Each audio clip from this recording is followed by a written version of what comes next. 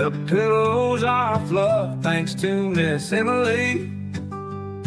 The couch is wide enough, join the family. It's all love while we laugh at Bert's criminalities.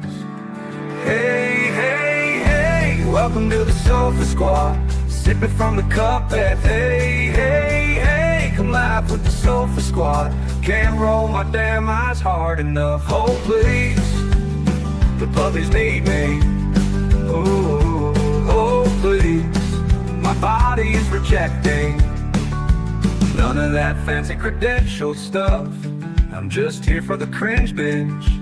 Hey, hey, hey, welcome to the Sofa Squad. Sipping from the cup and hey, hey, hey. Come laugh with the Sofa Squad. Can't roll my damn eyes hard enough.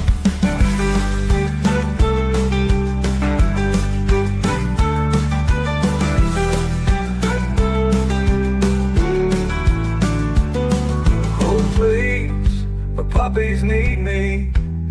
Oh please, my body is rejecting none of that fancy credentialed stuff. I'm just here for the cringe binge. Hey, hey, hey, welcome to the Sofa Squad. Sipping from the cup that hey, hey, hey. Come laugh with the Sofa Squad. Can't roll my damn eyes hard enough.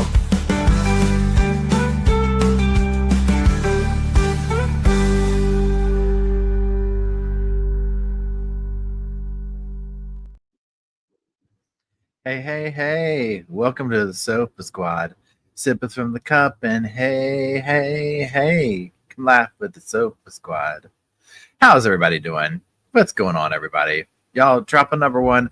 So let's do our daily how is my audio and microphone messed up check.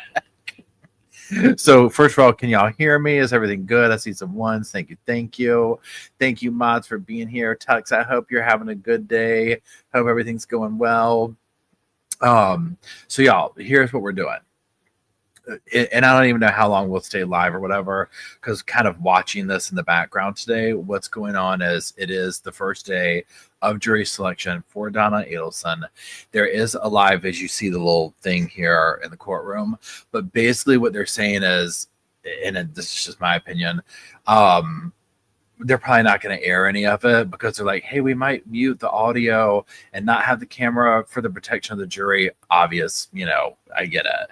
But that being said, there are live updates coming from the courtroom about jury selection. So what I wanted to do is just kind of let this build up for the morning. So we'll have some momentum with them. And I'm going to read through them on the other screen. And then we'll just we'll do that and yada, yada. Tonight at 7, I'm going live with Kathy to talk about the trial and general thoughts, etc., etc. So we'll reconvene for that. Then tomorrow, I've got plans basically all day tomorrow. So in the evening time, we'll do a live chat to catch up on jury selection stuff. From what I'm understanding, the judge is already saying, hey, we're going to be wrapping up this. This is going to be done by Thursday. Okay. Now, of course, anything can happen, right? So we'll see. So now, does that mean that we'll have opening statements on Friday? Quite possible. All the big players are there. Harvey's there. Charlie's there. Wendy's, obviously Donna, right? So everyone's going to be there. Okay. So this is going to be major. And so, yeah, so that's it. So we'll just kind of chill for a second and then we'll start reading over some of the live updates that have happened today. Tomorrow, I was going to do it this morning, but I didn't stuff was going on this morning. Tomorrow, my video of the read through of Wendy's motion to quash will be tomorrow. Now, obviously, they've already had the hearing on it, which was yesterday, and they did grant that and said, yeah, you know what? We're going to go along with it, what everybody else said and did and whatnot. Yeah, and Amy says, and Amy, 100%. Amy says, Robert Adelson's testimony will break the internet. Girl. Okay, so Robert, this is just my opinion. Again, I don't know this family personally. I don't know any of them. So Robert is, would y'all say it's safe to say, the estranged son? He moved away. He doesn't have anything to do with them. He basically married, and correct me if I'm wrong here, wasn't it outside the religion or something like that. Like he married somebody that they didn't want him to marry, and so he's gone on his own little way, right? Now, as we've seen from, and when I say the family, I'm talking about the ones that are in the spotlight that we see, right? So clearly, Donna, Wendy, Charlie. I say Harvey because he's in there with them, but you know what I'm saying? He's so far has the cleanest hands in this, if you will, at least evidentiary. I can't say the word. Speaking. Robert is going to be like, yeah, you know what? There's a reason why I'm not here. This is, we're watching in real time an incredibly toxic family, right? Incredibly murderous. Okay. I mean, we see how it ended. And you might be like, hey, that's my family, or you might know people. I'm thinking of scenarios growing up of like where you just see like families that are just blah, right? And there's one person that is like, you know what, I'm good on this. I'm going to move across the country, right? And so that to me is Robert. And again, he would have been sucked into this probably. There's no telling whether by choice or not. So, yeah, there's going to be a lot of testimony in this that is going to literally break the internet. Okay, like hardcore. Now also, and hold on, I'm going to sneeze, y'all. Hold on, please hold. I'm going to mute y'all.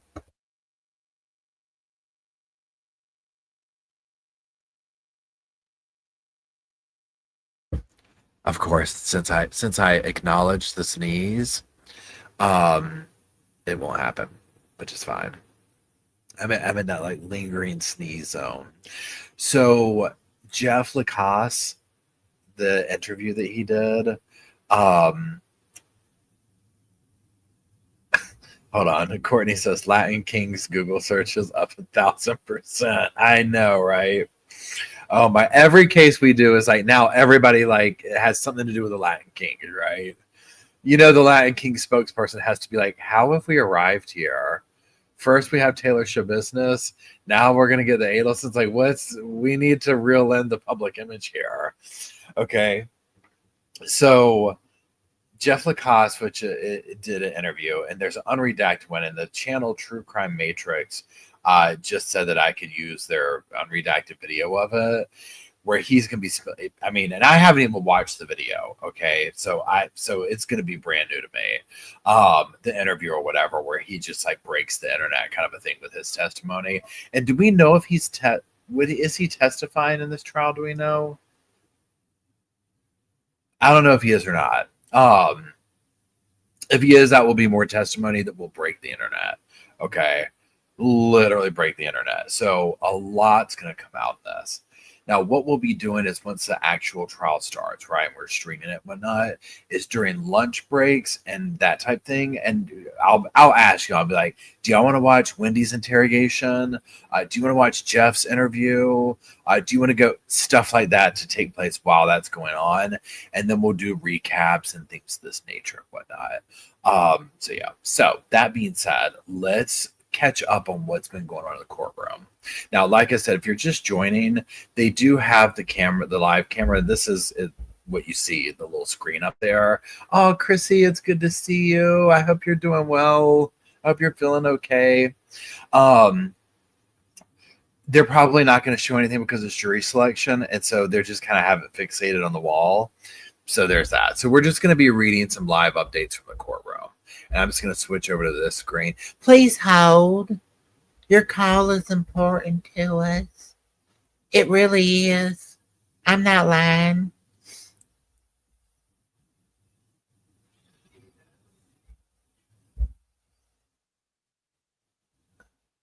Okay. So 12 p.m. is the last update. Okay, so we're going to start from this morning. This is what I wanted to do. This judge is like, he is over this family. Okay. He is.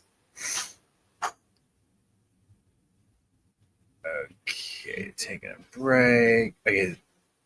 Okay, so 8:05 a.m. Assembled media waits to be let into the courtroom. Assembled media is ready in the media room, waiting to be led to the courtroom. There's an uneasy tension in a high-profile trial, as the high-profile trial is in its infancy. Okay, next. Now, what I'm doing is this is from WCTV.tv, and they are basically, I guess, the reporter is Matt Hoffman from the courtroom. So then we come up to, okay, so 8:45 a.m. The court is in session. The first 50 or so potential jurors have been brought in. Court is in session. It says that. Okay, so Matt, no, the trial of Donna Adelson is underway, at least with jury selection. After some brief remarks, the judge said they'll take roughly 5 rounds of individual voir dire of potential jurors. State doesn't think it'll take until Thursday. Donna, a picture of her, she's looking very worried. She's over there looking at Harvey. Did you find your way to the courtroom? I mean, honestly, pardon me. Hey, Kathy's channel's name is Gossip, Rumor, and Innuendo. And that's her name or whatever. Kathy is her name, and the Gossip, Rumor, and Innuendo is her channel. And she'll be on Tonight with Me at 7, or I'll be on her channel, or we'll stream it to both. You know what I'm saying. Okay, so according to Donna, we should have been on shaky ground that Harvey could even find his way in the courtroom. Bless his little heart, right? So, there's that. Okay, now let's keep going.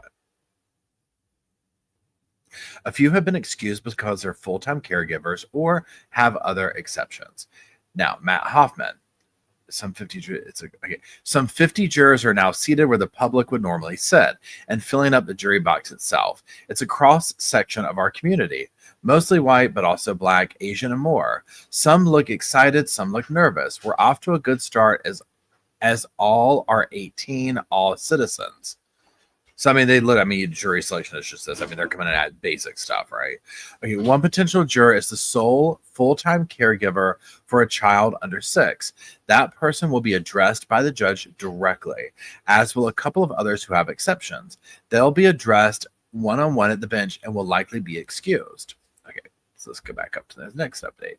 So then 9/16, jury selection scheduled to conclude Thursday. This will be a process of exclusion, not inclusion. The potential jurors went through initial questioning and then will be brought back for more questioning by the attorney's judge one-on-one. Those left will remain in a pool of possible jurors, and they will pick the final 12-person jury from that.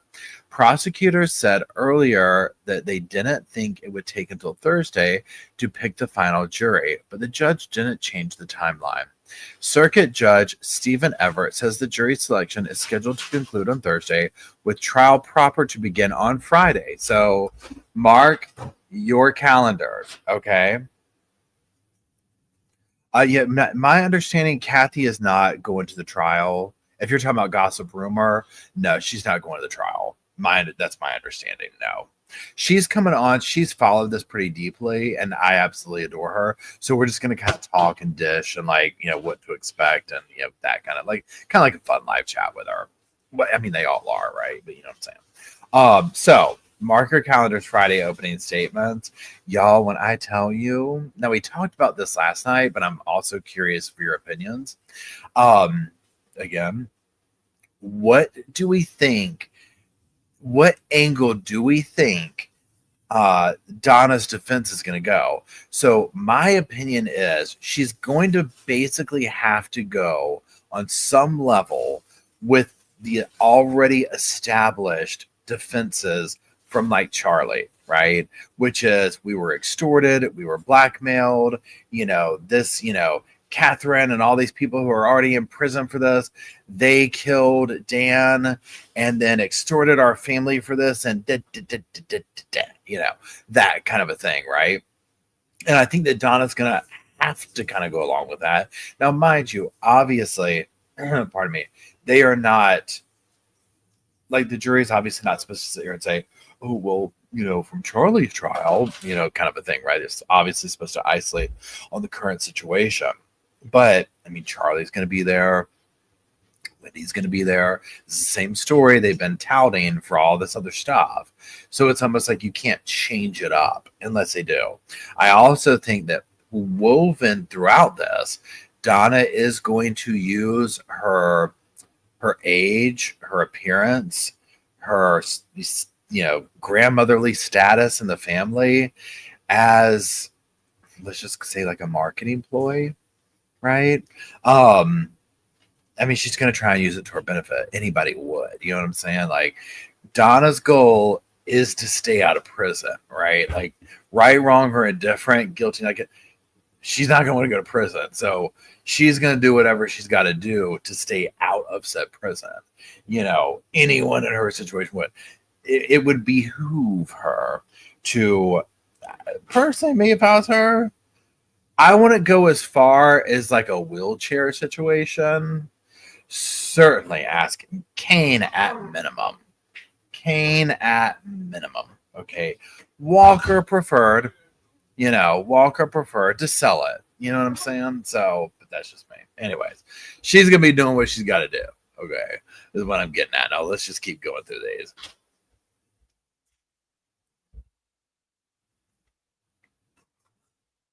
Okay, let's read his little. And the way I'm reading this is like the article has writing, and then they're citing Matt Hoffman's tweets.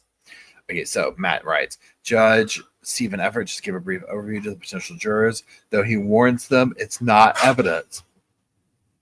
The most basic summary of the allegations: the Adelson family conspired to kill Dan, the ex-husband of Wendy. You know these jurors have to be like, huh? I thought we were going to be doing some traffic tickets. You know, they're just like, what is going on? We're good. Because, you know, they're not dumb, right? I mean, like, some of them might be dialed out as to what's locally going on. But for the most part, they might be like, there's some big trial going on. So they're going to that realization of, this is the Adelson trial. Okay. Judge Everett, jury selection is scheduled to end on Thursday with trial proper to begin on Friday. He says that the trial will then last for the following 2 weeks. Everett says he understands serving for that long is a burden, but compares it to a citizen's military duty. I mean, and we're appreciative of the people who do it. I mean, it is what it is. Okay. 9:43. The jurors wait their turn for one-on-one questioning with the judge. This is the most tedious process of the entire trial. Jurors wait their turn for one-on-one questioning with the judge and attorneys in a private room. Can y'all imagine? Can you all imagine? And for everyone involved in that scenario, right? Like, that would be literally the most tedious thing where you're just like, are you serious? We have to, like, really, we're doing this? Do y'all mind if I eat some snacks?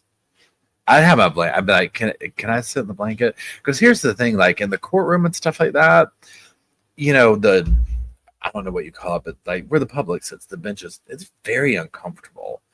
You know, it's not comfortable in there. Hold on.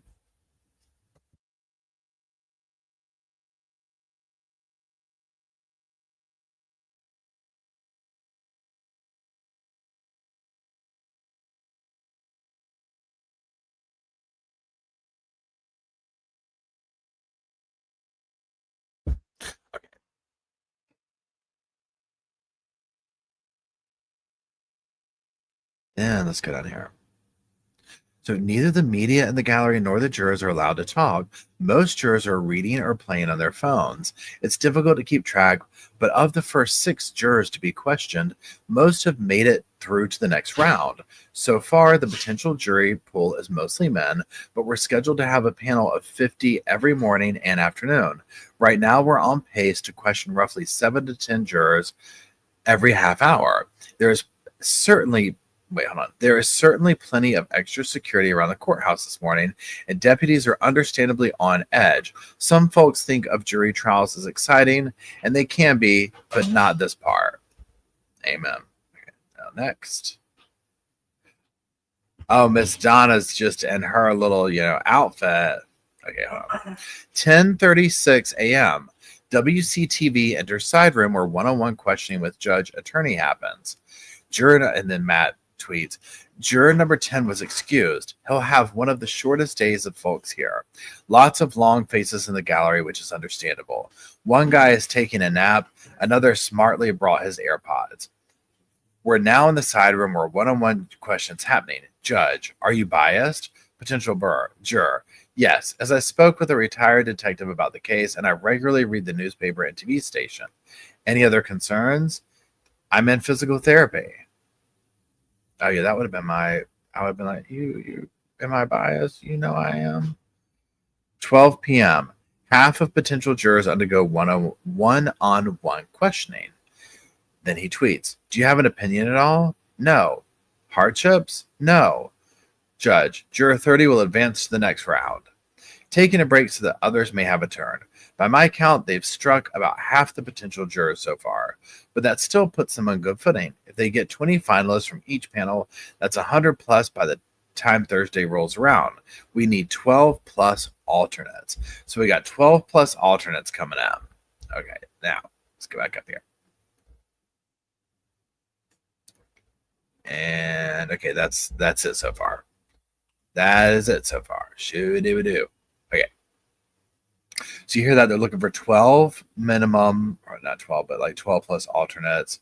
And they're just going through that very tedious, very, let's question each person 101, I mean, right? It's going to take it a while. Okay. So there's that. Donna's going to act dumb. I'm just going to read some comments here. Nancy says, I think Donna's going to act dumb like Wendy with her. But yeah, I think Donna's definitely going to play that up. Definitely going to play that up, right? And to a certain level, she's going to have to. Because, again, she's not supposed to, when I say no about it, there's a certain level where they're going to have to admit on something because just like, hold on, sorry. Just like Charlie, where it's like, oh, yeah, well, by the way, I was being blackmailed by this. So, yeah, I you would have to know what happened at that point, right? And if you remember from Charlie's trial where he's being questioned by the state and whatnot, where they're just like, none of its story made sense. It didn't make sense then. It doesn't make sense now. Hey, Carolina. Oh, yeah, Courtney says, and I 100% agree, I think she's going to ask the state to repeat all the questions because she can't hear. Just watch. Yeah. Oh, there's going to be a lot of that. It's just like where she kind of does the thing where, remember when she was on the stand and they're like, did you butt dial? It's just like, butt dial? Now, remind you, that might have been legit. And, the attorney's like, yeah, like when you put your phone, in your purse, whatever. Oh, well, I mean, I'm sure I've done that. Come on, right? Yeah, Amy says Donna should have been slipping into dementia for the past year. I mean, look, let me tell you what. If I was Donna, I'd be like, every time you came to my cell, I'd be like this, staring at the wall. Like, I'd just be looking at the wall like this, just rocking. Just rocking back and forth. Okay, that's all you see me doing. They'd be like, Donna? Yeah, that's all you'd see me doing. Staring right at that wall.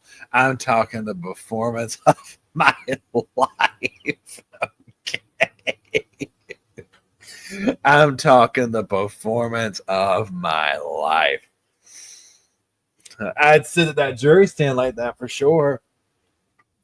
They'd have to get that lawyer up there to sit there and point to the little grandmother and say, she went cross-eyed. She was not cross-eyed yesterday. This is a new thing. And I'd just be sitting there with my cane, just shaking, just shaking back and forth. I mean, come on now. I'm just trying to get home to these grandkids, literally. Harvey's the husband. So you have Harvey and Donna. They're married, right? So Harvey's the dentist, and Donna's the what did she call herself in Wheel of Fortune last night, y'all? The domestic coordinator. Literally was surprised she didn't say that she was a domestic goddess, right? But she's a domestic coordinator. And I mean, honestly, not far off. Okay, not far off. Definitely coordinated the family. More like domestic manipulator. More like domestic manipulator would be more accurate. So, oh, I got you, Amy. Amy said step into the I got you, yeah. Yeah, it was literally like, Harvey, who? Grandbabies? You know? um, Literally, that's what, yeah, you would have, that'd be me 100% up there. Okay. Yeah, there's lots of that. Hey, West Point daughter, how's it going? So, yes, so people just joining, basically nothing's going on. So they're not going to be showing any stuff like, you know, they have the live camera, but nothing's going on. We're reading some live updates and that kind of stuff from the courtroom, and just kind of doing all that. At 7 o'clock, I'll be on with Kathy, and we're going to be talking addition and doing our little thing that we do, doing our thing that we do. And so that's just that.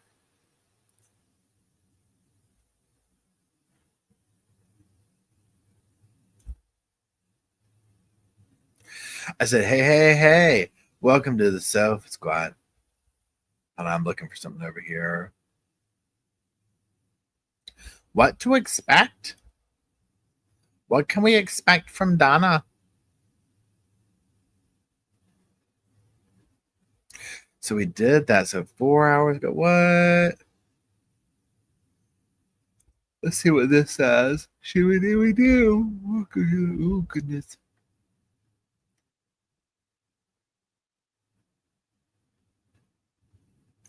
Okay, I'm going to read this other article. Tallahassee Democrat live updates. Jury selection begins in Donna Adelson trial. 3-minute read. This is a little thing, but it gives some more perspective. So, Judge Everett and attorneys quiz prospective jurors about their knowledge of Adelson case. Leon Circuit Judge Stephen Everett convened in chambers with lawyers for Donna Adelson and prosecutors to individually question prospective jurors about their knowledge of the case and whether they can render a verdict based on the evidence alone. One potential juror told Judge Everett that he had heard about the case from TV and radio and had somewhat of an opinion about Adelson's guilt or innocence. It's not favorable, the man said. Imagine that. Josh Zellman, one of the Adelson's attorneys, asked the man if he had a strong opinion about the case, and he said he did.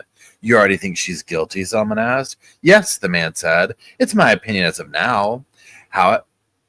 Jake, hold on. However, the man said he could not set that aside. However, the man said he could set that aside, hear the evidence in the case, and make an unbiased decision. Zellman asked to strike him, but Everett declined. Oh, Everett said, Another man told Everett he was familiar with the case and had watched a good part of Charlie's 2023 trial, which was live streamed. Do you have an opinion? Everett asked. I do, the man said. Honey, if somebody told me I watched Charlie's trial and the next question was, do you got an opinion? Honey, you already know what the opinion is. If that trial right there, you want me to base my opinion off of her guilt based on her son's trial? Yeah, we've got some thoughts on that. Okay. We've got some thoughts on that. So, and he says, I do, the man said. I think she probably did it. I think it may be difficult to prove beyond a reasonable doubt. And this could be true right here. This is probably very accurate. Everett asked whether the man could put his opinions aside, and he said, "That's a tough question. I'm a human like anyone else. I would say no." The first juror to face individual questioning said he knew nothing about the case. As you sit here today, you have no idea who this is. Everett asked as he pointed to Adelson. The man said he didn't. He was not struck from the panel at this time. Morning update. The jury selection is beginning in Donna Adelson. It just tells about that stuff.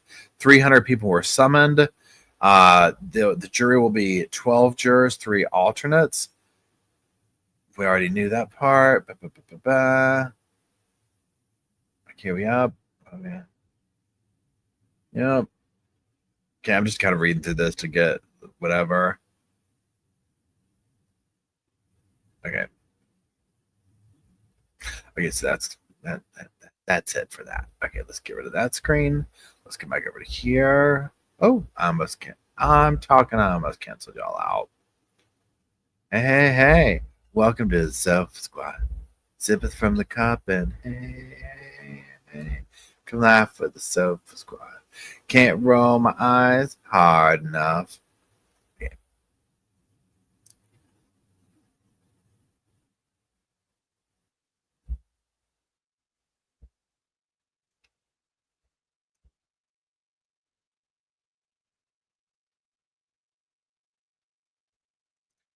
y'all go. There we are. So, hey, Mostly. Sarah Boone has a family law case that is going to court soon against Brian. She wants $64K for Brian, wants him to pay her for phone calls and texts. It's expensive in prison. Oh my goodness. Yeah, now Tanika's 2 cents. I think Tanika is going to be at the trial. Like she's going. Okay.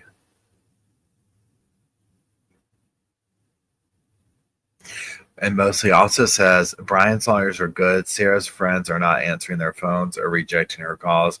Most are done with her. She calls nonstop. Her calls are unreal. Oh, you already know. She's burning that phone up. Oh, thanks, Yvette. Am I saying your name right, Yvette? Yvette Monique. I hope I'm saying that correct, but I do appreciate it. And tell your husband I said thank you. I do appreciate that as well. Yeah, I got the songs major stuck in my head today, y'all. So I'm like busting out into like just random song moments. Yvette. Okay, cool. Every time I think so when I hear the name Yvette, I think of, and I could be incorrect on this character's name, but if y'all remember the movie Clue, remember the maid, the French maid in the movie Clue, wasn't her name Yvette? Or am I wrong on that? That's one of my favorite movies.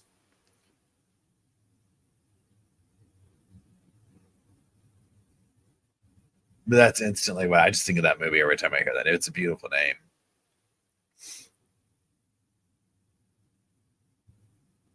Even her son rejects that poor kid. God bless.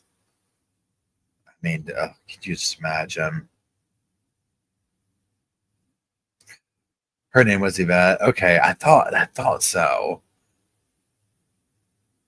I was like, hopefully it is because now I have that. That's just my association with that movie, right?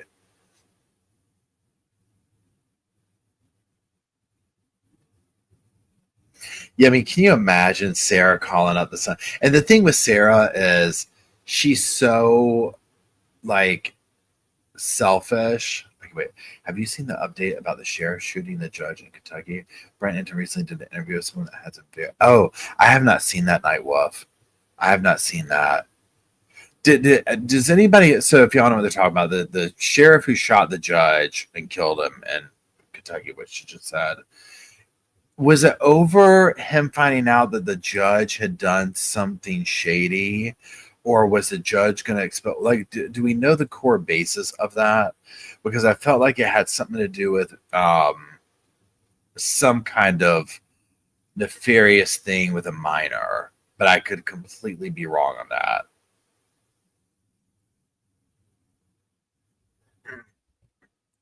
Yeah, you know that Sarah has burned up those phone lines in jail. Okay, period. End of story. Period. End of story. Yeah, Clue is literally so there's so many good things in Clue. So like remember the part where they go like towards the end and they like open the door and someone's dead. They're so exhausted with it and they all just go, and leave. Ted Murray or what Ted Curry or whatever his name is genius in that movie. Okay, it's about the SST ring. Okay, yeah. Flames on the side of my face. I mean, everyone in that was so on point. Oh, hey, multi chick, how's it going? Oh yes, missing baby Emmanuel. Yeah, that's another one. They seem to just now. Okay, so the other one too with the missing children's case in Canada, I cannot think of their names right now.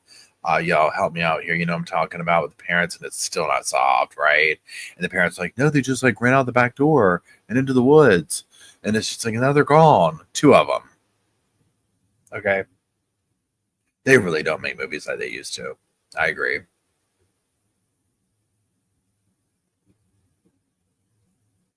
Jack and Lily, thank you. Oh yeah, I'll have to watch that. Wait, Paul, you have to watch Brian's podcast interview with his cell phone experts in the cover case. Oh my god.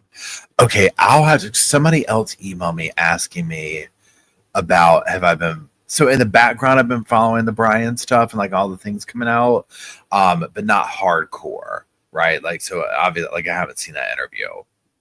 I'll need to watch it because yeah, I'm just like, the stuff that's coming out, the evidence on his phone and this and the other. Oh my god. Oh my god, Crystal, you immediately have to go watch Clue. Immediately. It is so good. It is such a good movie. Just, it's great. Okay, let's go see if more updates have come out. They're probably at lunch. Oh, wait, that's the wrong one. Please. None of that fancy credentialed stuff. I'm just here for the cringe binge. Hey, hey, hey. Welcome to the Soap Squad. Oh, please. Puppies need me. No, we're still at 12 o'clock on this one. No updates. I said, let's see. Okay, let me go over here. Let's come over here. Shobada-dope-a-dope. Shobada-dope-dope.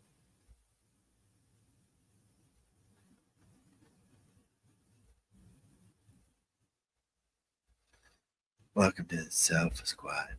Sip from the cup. Okay, there's that. No, nothing else is coming out right now. Okay. Wendy's new boyfriend. Who's the new boyfriend? Yeah, so Clue, the movie Clue, for those who haven't seen it, the movie Clue is based on the original board game Clue. So, like, if you think of the original board game, and it's basically all these people are showing up to this house in this big mansion, and they don't know why they're there. I'm not going to give too much away. They don't know why they're there, but it's like Miss Peacock, Mr. Green, Colonel Mustard. It's all the characters. And Tim Curry plays the butler, I believe it is. Well, let's say the butler. And it's a dark comedy. It is absolutely genius and funny. Oh, that's cool, Rebecca. I appreciate that. Hey, Amanda Warner, True Crime. What's up? Hey, Peachy King, Lady Casper, North Wildings. Yeah, Tim Curry is just amazing. But yeah, you've never gotten to play Clue either. Oh my goodness. Yeah, Crystal. Now they have all sorts of Clue they even have a Golden Girls Clue, kind of game. But the original, which y'all, I had so much fun playing that. Oh my gosh, y'all. So it's definitely it's 100% worth a good watch. And two, because you're into true crime, right? I mean, it's it's about a murder, right? So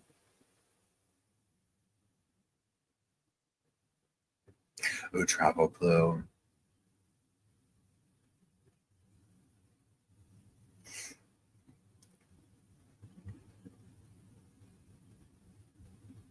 Oh, Agatha Christie, right? We got Ghostbusters Clue. Oh, that's so cool. And I want to go over here on my phone. I'm sorry, excuse me. Let me look at my phone over here. I want to look at some tweets over here. Okay, wait. Let me catch up on this. What's this? Boom. What's this? Boom. What's this? Bam.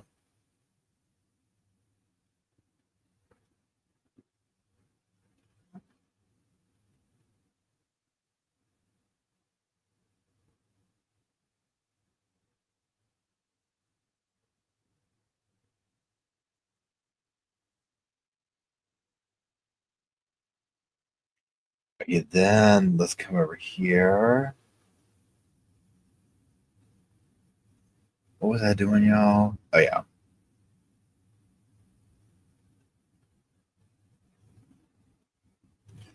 Let's come over here. Let's go over here.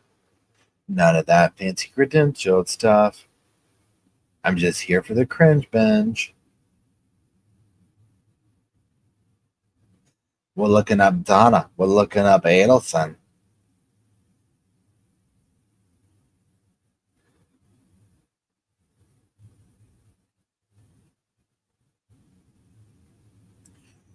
Okay, so we're looking up. So I'm just gonna read some random tweets coming through. This is 3 hours ago. 3 hours ago, Josh Zellman, Jackie Fulford, and Donna Adelson listen as Judge Stephen Everett questions a juror in the chambers. Now, Donna is wearing a black sweater, like a cardigan. What do you call those? Like a cardigan, I guess you would say. And a navy blue. I'm sorry, and a blue button-up dress shirt. Her hair is pulled back in a ponytail. Glasses, obviously. Um, let's see.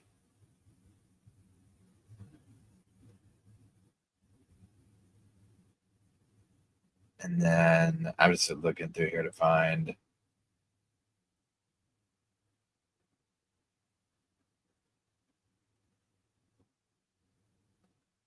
Kathy. Let's see, Kathy Rusin.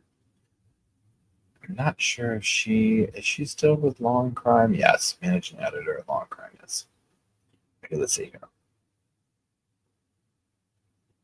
Let's see what she has to say.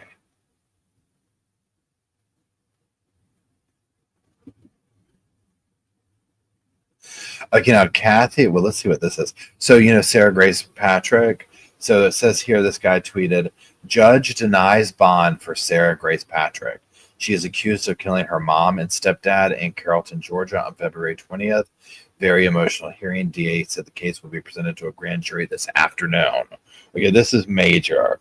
So Sarah Grace Patrick is accused, of killing her parents, and deny bond, grand jury today. So this is big time. Okay, let's see what else here. Obviously, we saw Lori Daybell. She has been shipped off, hopefully, into Never Never Land. And then, yep, there's Sarah Grace. Wow. 17-year-old Sarah Grace Patrick is accused of killing her mother, allegedly shooting them. Okay, TikTok appears in court for double murder. I wonder if did they televise it? Let's see. The way that the police, the spokesperson, all that described it. I mean, again, they used the term mountains of evidence, and we're in reference to Sarah Grace Patrick. Mountains of evidence. So, yeah. Now, again, have we seen mountains of evidence? I mean, we, the public, haven't seen it yet, but they seemed pretty confident, of like, yeah. I would be curious with Sarah. Now, again, I wanted to see things like, well, what about gunshot residue and this type stuff, right? The pragmatics. However, digital evidence, if she was this messy and out there with the TikTok people and like, hey, this is my parents' case, and wanting that kind of garnering that attention, I would be curious to know what all kind of stuff they're going to find on her cell phone leading up to it, and after.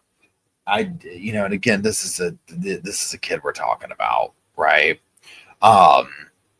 So it's like, I feel like when they say mountains of evidence, they're probably talking about a lot of digital evidence, so we'll see, right? But until that comes out, I mean, and again, I didn't expect him to give her bond and something like this. I don't know. But like, I wanted to see the pragmatic of, oh, we found gunshot residue here. Oh, we found a bullet here. You see what I'm saying? The bullets that were in her parents, we found some under a pillow, whatever, right? Pardon me. Crystal says, apparently, hold on. Apparently, she had a boyfriend. Her parents didn't approve of him, and that's why they think she did it. Yeah, see, that's the thing. And I would be curious of those kind of phone conversation. So, yep. We'll see. Oh, yeah, Mackenzie. I did another one of her phone call videos yesterday. I recorded it, and this one was the phone calls before the um the verdict, and it was like, yikes. Okay, big yikes. Okay, let's see here. What else we got here? Let's see. 3 hours jury selection begun. Okay, yep.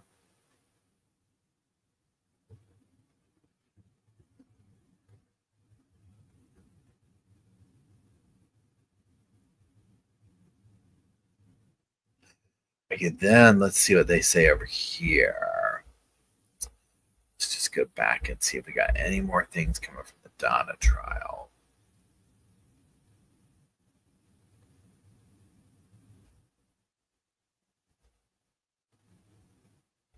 Shoobity doobity doobie doo. Shoobity doobie.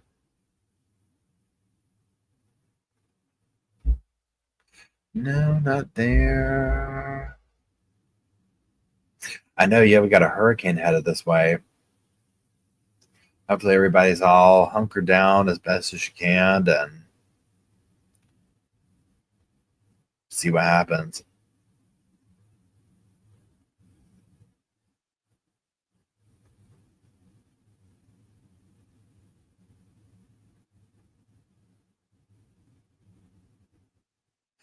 The Mennonites who locked their kid out of the house and shut for 6 months, hearing postponed till next month. Oh, that's yes. I need to look into that. That's another case that's been going on.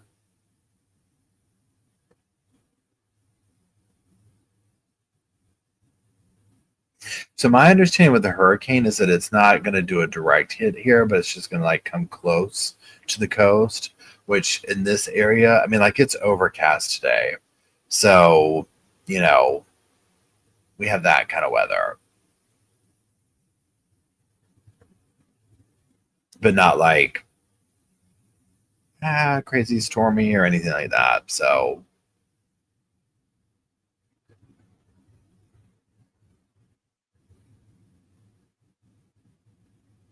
oh, thanks, Shayna.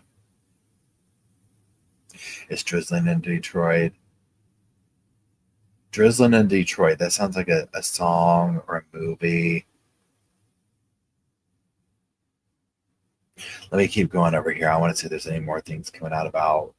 Let's move away from this one. Let's see.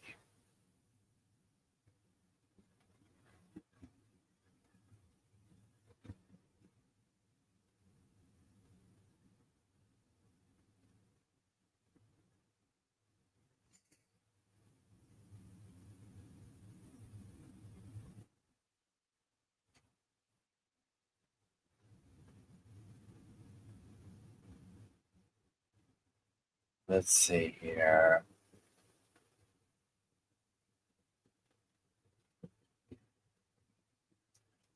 None of that fancy credential stuff. I said, hey, hey, hey.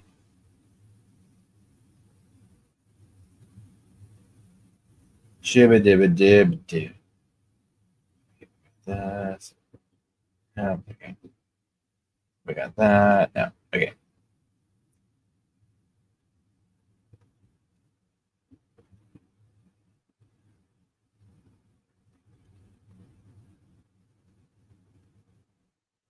Okay, what's this?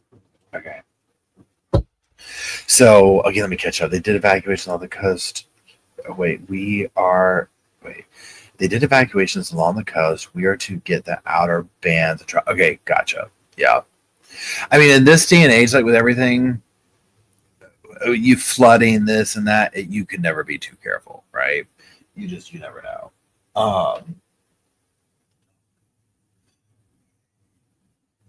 So for those just joining in, hello, Lady Casper. So what they're doing is they are in jury selection, and the little screen I have up here is about as good as it's going to get. They are not doing audio, they're not doing video because it's the jury. So I don't know if it's like a legal, like hey, we're being transparent. We have cameras in here, but we're not going to show you the people going on. So they're doing, people obviously doing live updates from the courtroom, this, that, and the other. We called up on the morning time, which literally took us maybe 15 minutes. And so now we're kind of waiting for them to get, like, no other updates have come out yet since noon.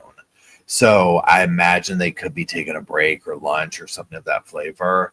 So we'll see. Now, also, pardon me, 7 o'clock, Kathy and I will be going live to just dish on the case in general. Oh, hey, walk away. Washington. So let me tell you what, Washington State looks so beautiful. I actually was like heavily looking into being like, maybe I could go out to Tacoma, or I can't think of the name of the other place there. Oh, thanks, Peachy Keen. But I was like, that's such a huge move to do. You know what I'm saying? For now, having never been there either. But that whole Twilight vibe there, I absolutely love.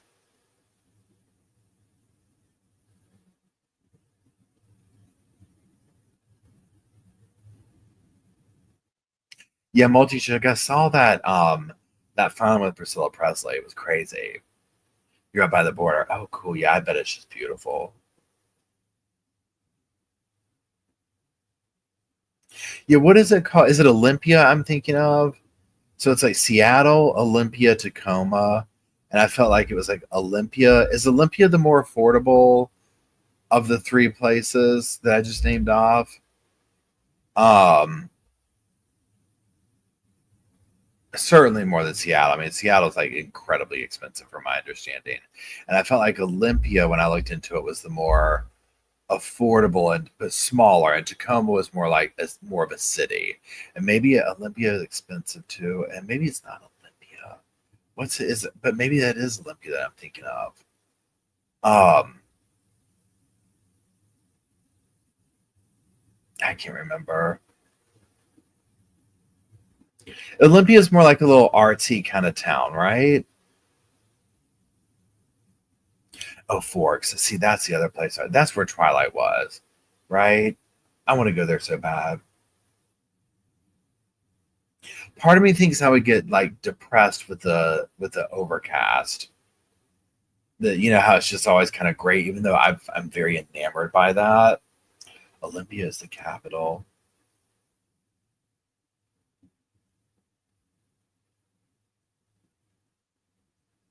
All thanks, Izzy Day. I appreciate your super sticker. Yeah, I watched like this couple that. Oh wait, hold on, y'all. We got. Wait, hold on, y'all. We might actually have some action.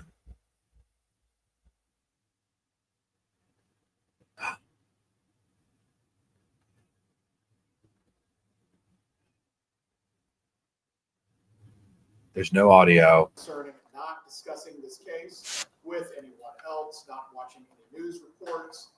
That is going to apply to you again until you are excused in this matter. Does anyone have any questions concerning this before you leave my presence? Please raise your hands. There are no bad questions, the teacher might say. Yes, ma'am.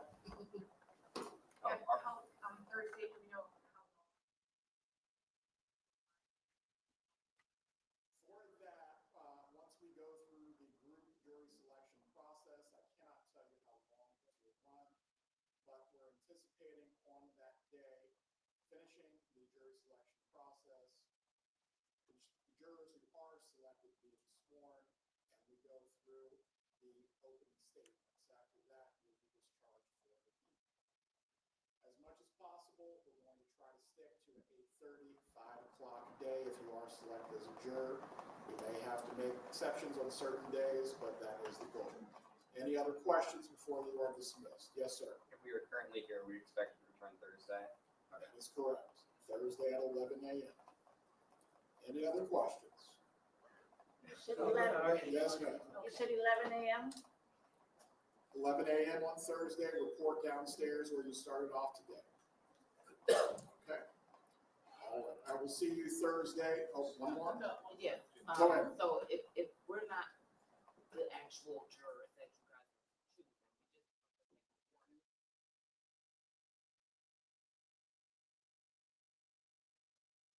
it won't relate to that until after that. So me to address it, then now I can address it now. It's work related, but I know with y'all, with court, that would be. Save it to Thursday. Okay. Believe me, we'll get it done. Yes, sir. No, sir. No, no problem. Any other questions? Yes, sir. Just to reiterate for my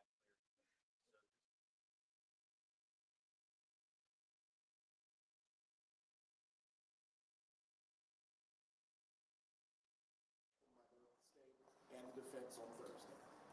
okay. You are not a juror right now. You are still a prospective juror. You've just gone through the first round of screening. Okay. Don't read anything. Don't watch anything. Anything else? Have a good lunch break. See you Thursday. Yes. Give me your numbers.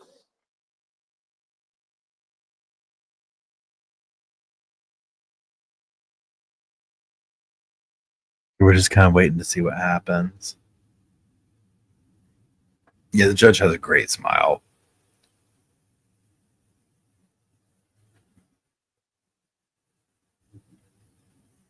So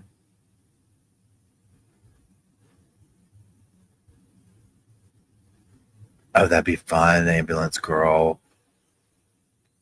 So you heard him saying to the jurors, I'm sorry, the prospective jurors, they've made it through a round, report back 11 a.m. Thursday. They're thinking that, and it sounds like, when I can remember the state of the defense is like, we'll be done before Thursday, like getting through people, whatever. So, Friday, they're going to be kicking off opening statements, right? So these people have made it through the first thing. There you go. Now, I don't know, and let's see what the other things are updating over here. Because my question is, are they done for the day?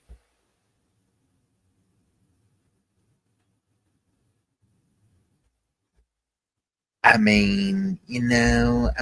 on now. We need some tea. Okay, we need some intel. Okay, we need something.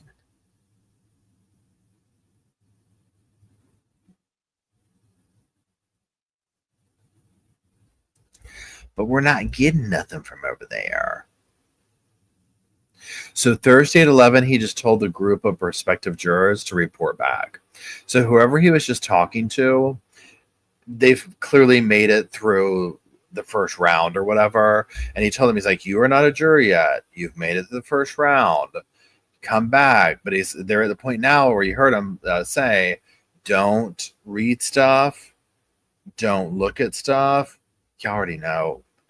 Honey, I'd be disqualified the second I got. There's no way. There's no way. That would be killing me. Because they're just like, I'm on the Donna Adelson, thing or whatever. That would absolutely get to me.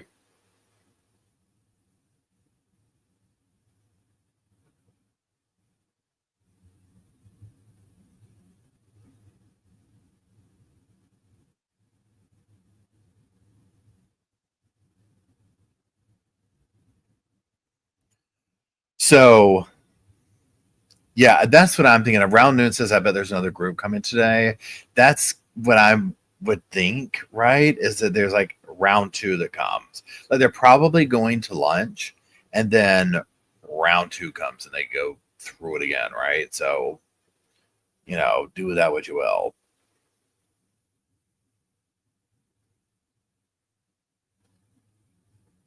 I know, right? Multi-chick says, I hope the jury selection goes quick. Let's get to the testimony. Amen, girl. Amen. Hold on, I gotta mute y'all while I take a sip. Hold on, please help.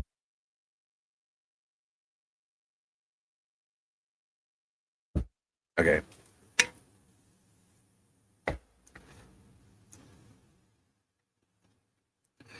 So we're gonna see, y'all. We're just waiting to see what's gonna happen. Shoobity doop doop doop doop. Oh. Well.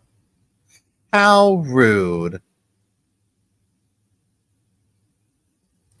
How incredibly rude of them to just give us this old school, it's midnight, the television ends at that time. Where do we get this stuff off the screen? How do we just something or other? So I guess that answers our question.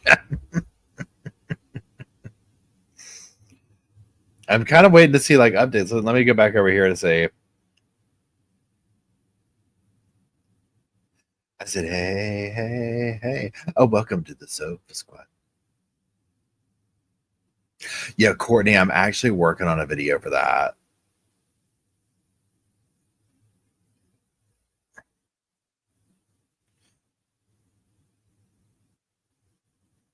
Okay, so here we go. Updates, y'all. Stand by. We've got updates. We need standby. We need people using the facsimile machine. Yo, we've got incoming facsimiles. Telegraphs line 2. Okay, here we go. So, Matt Hoffman, new. This is 6 minutes ago. The first round of jury selection in the Donna Adelson trial is complete. By my rough count, more than 25 jurors advanced from the first 50. A good start. Another 50 will be brought in this afternoon. Okay, so they're going to bring more in.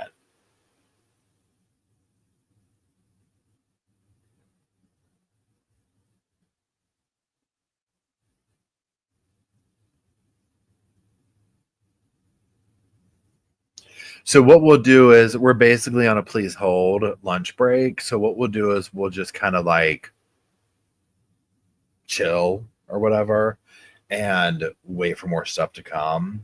So what we can do is I need to get up and like I need to go make my lunch and do stuff like that. So I guess my question would be this. Do y'all want me to put on an interview? Do you want me to put on like Wendy's like something of that flavor while we wait for the next round to come in and stuff start happening? What would y'all prefer?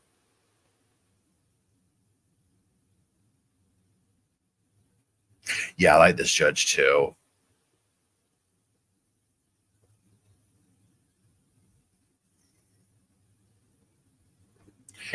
David, thanks for joining. Pardon me. Jeffrey Lacaze. Wendy testimony, Wendy's interrogator, Charlie on the stand.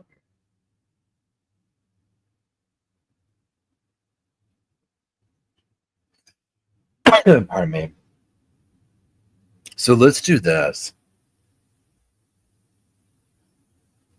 I think what I'm going to do is this.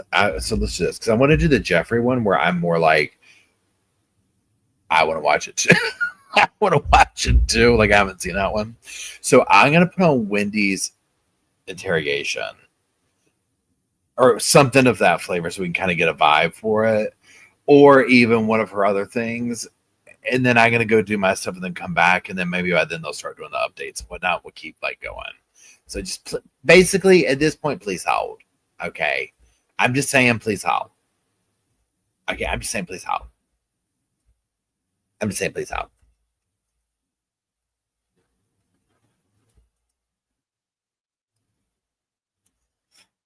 It's been pardon me. It's been a minute since I've watched this.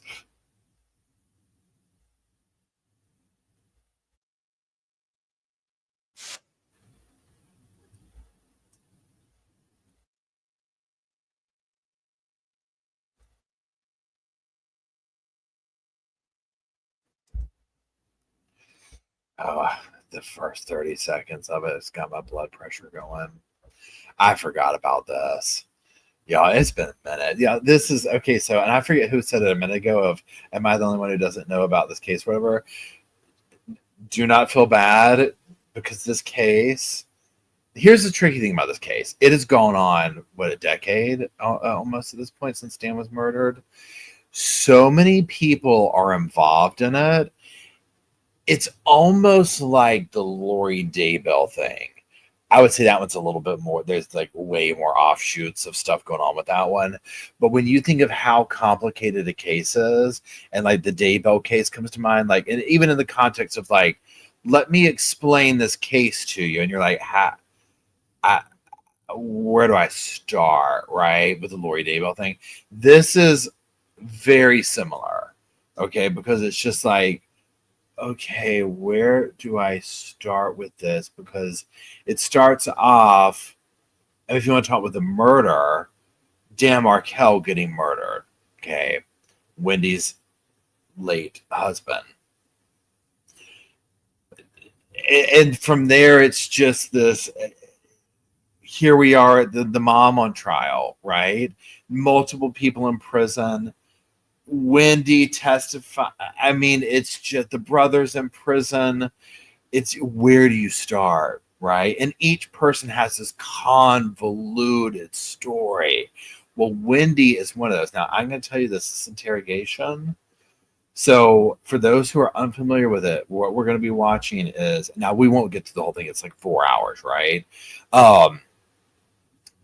Wendy was Dan's wife. He was murdered. It was basically a child custody situation. She is not standing accused, but she is an unindicted suspect, or I forget what they call it. We're going to see if charges are going to come against her. She so far has gotten away with it, but she's testified in each thing. So she's claiming that had no idea what happened. Okay. Now we'll show her in more up-to-date testimony and whatnot. So that being said, you're seeing her pretending like, oh gosh, he's dead. And it's so infuriating, especially with what we know now. I mean, I'm not joking. Oh, I'm not joking. Oh, it's bad.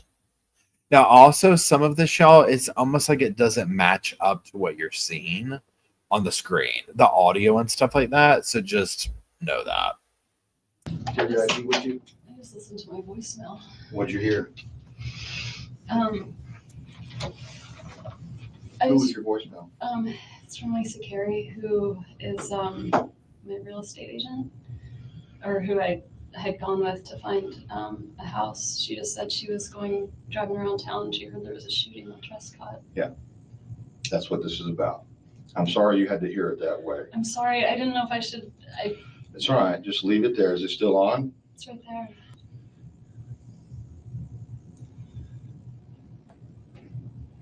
Hey, it's Lisa Carey. It is Friday, and I feel like an idiot doing this, but I just heard that there was a shooting over on Trescott, and I promise I'm not trying to be dramatic or even nosy. I don't know, just checking on you, my friend.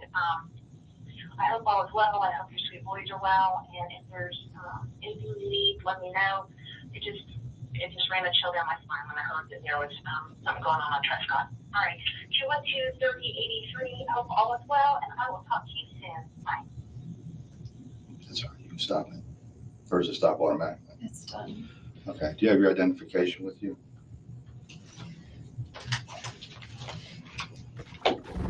The way she's trying to act all confused and like brokenhearted or whatever, like it's done. Okay. Hold on, I didn't mean to touch the phone, and makes me sick to my stomach. Y'all, this, I don't know why, like this kind of stuff, and what's her name? Mackenzie Shrilla's phone call. Y'all. Okay. Okay, so this is what we're gonna do. I'm gonna put it back on, and then I'm gonna turn my camera off so I can go grab my lunch and stuff like that. And then I'm gonna come back. So I'll be back.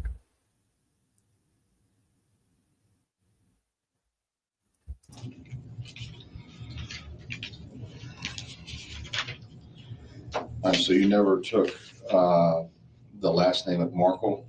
No.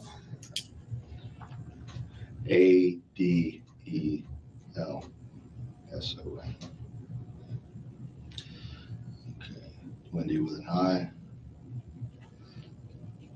Joe. All right.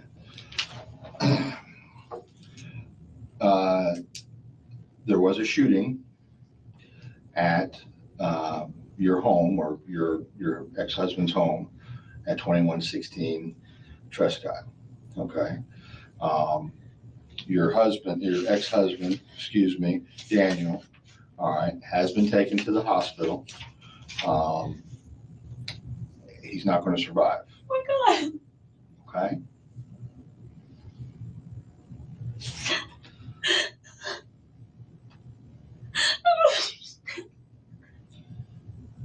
I'm sorry. I messaged her this morning. What happened? Well, before we get into everything, I have to establish where you were and who you were with and so forth, Okay, okay? And then once we've established all that, I can give you more details. okay. Do you understand why I wanted you to come here before I discuss this? Oh my God.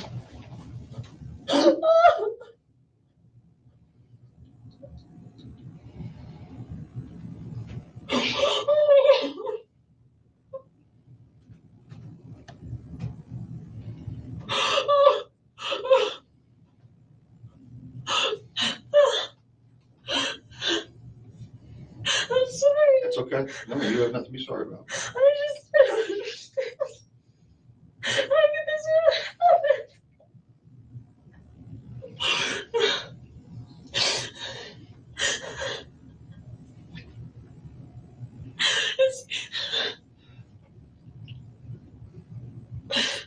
Can you, let me get over this hump, okay?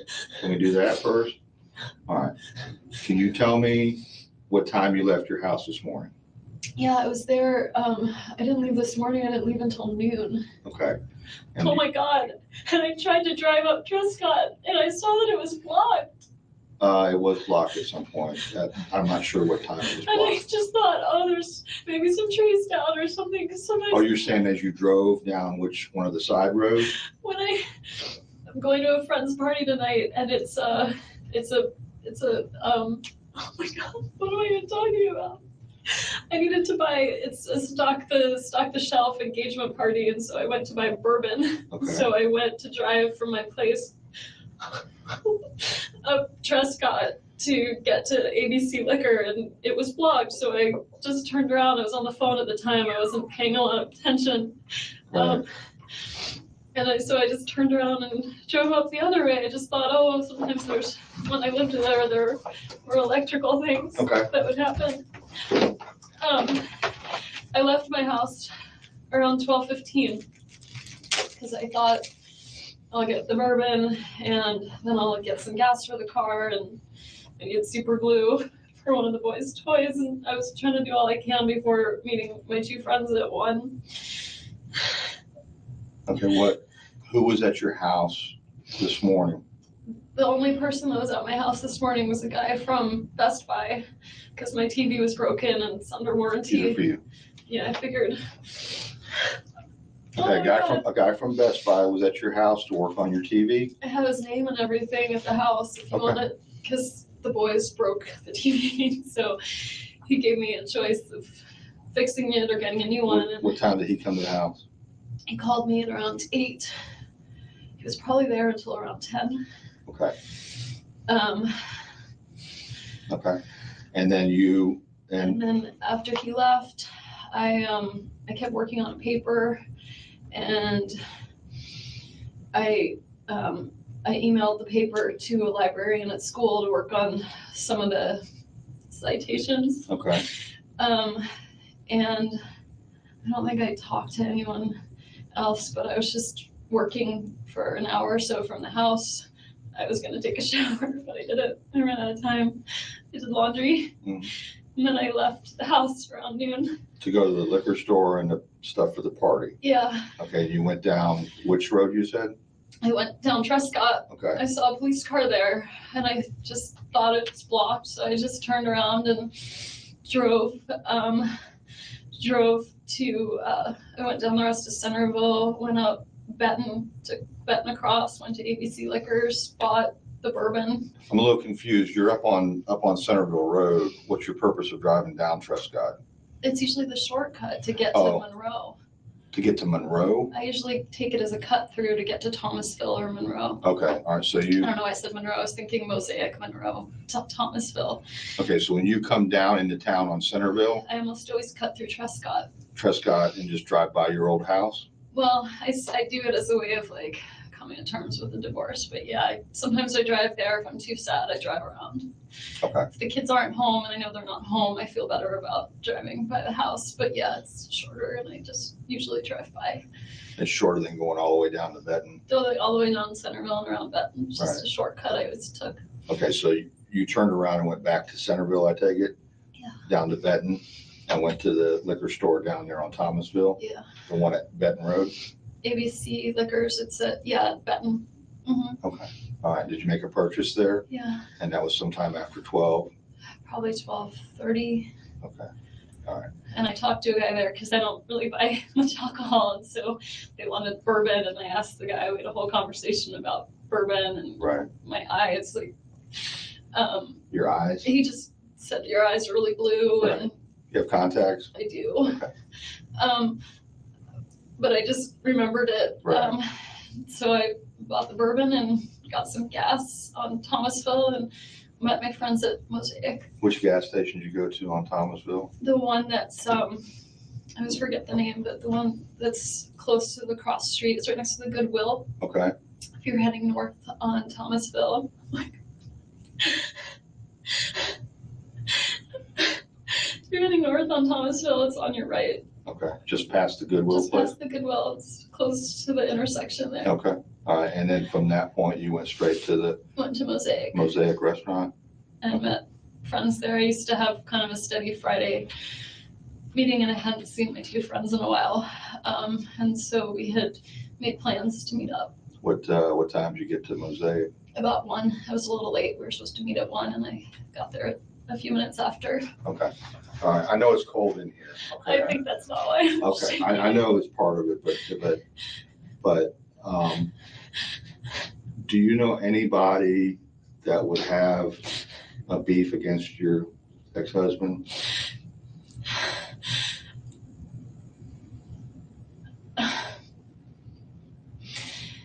He's oh my God. I hate to ask it now, but I have to do it now. You I understand, right? understand.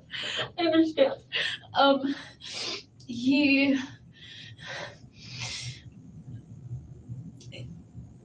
had friends. He always meant well, but he would sometimes rub people the wrong way. Okay.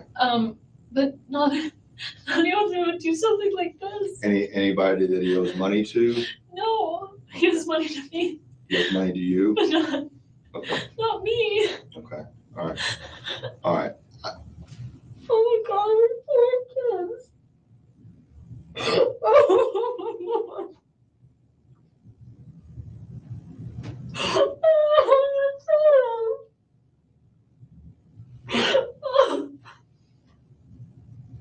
I know a lot of people didn't really love him, but I don't know anyone who would do something like this. Well, we're still trying to determine, what happened and how it happened. But he wouldn't do this to himself.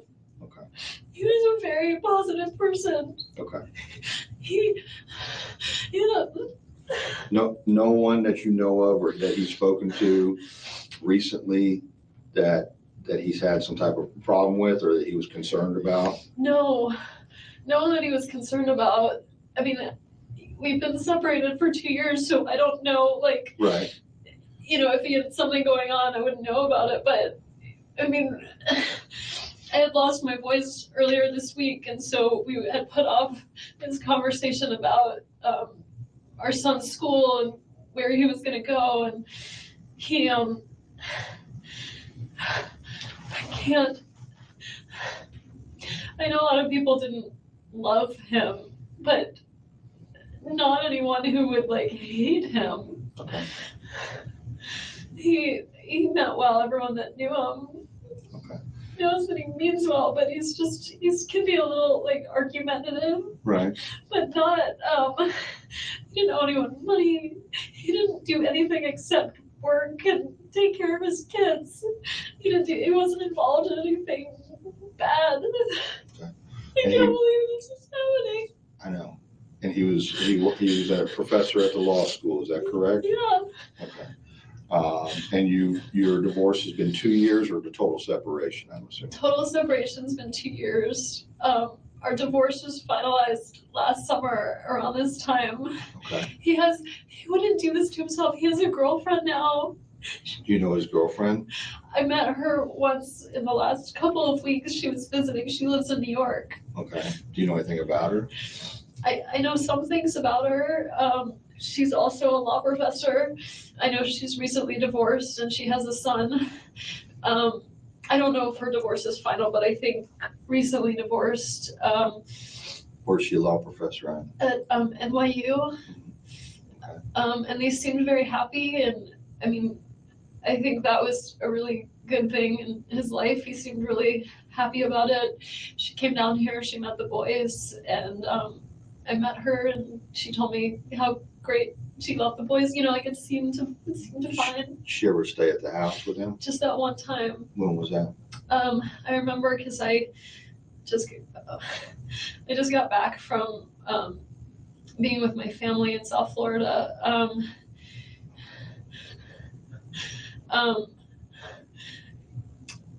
Sorry. It's okay. You're doing great.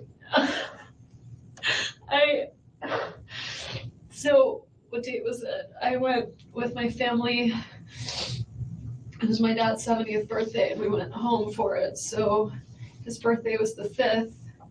I left Monday the 30th. So she must have come into town Saturday, the evening of the 28th. What month? June. This past June. Just now. So June 28th. And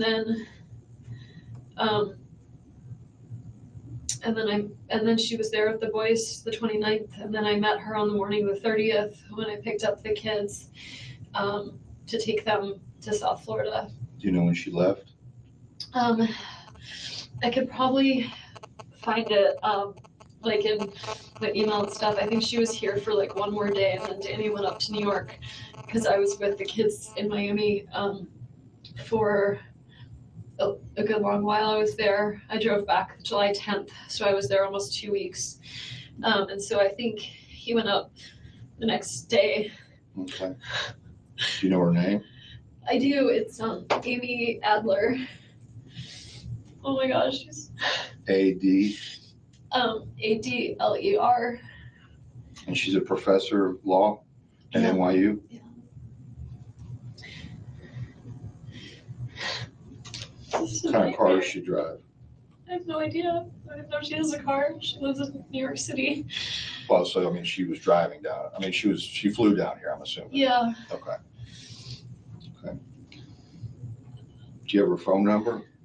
I don't. Okay. I don't know how long they were dating even.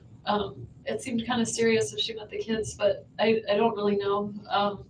He's been going up to New York for like conferences and stuff since Lincoln was about a few months old. So he's been going up there 3.5 years. So my guess was that they might have known each other for a long time, but have been dating. I don't know how long.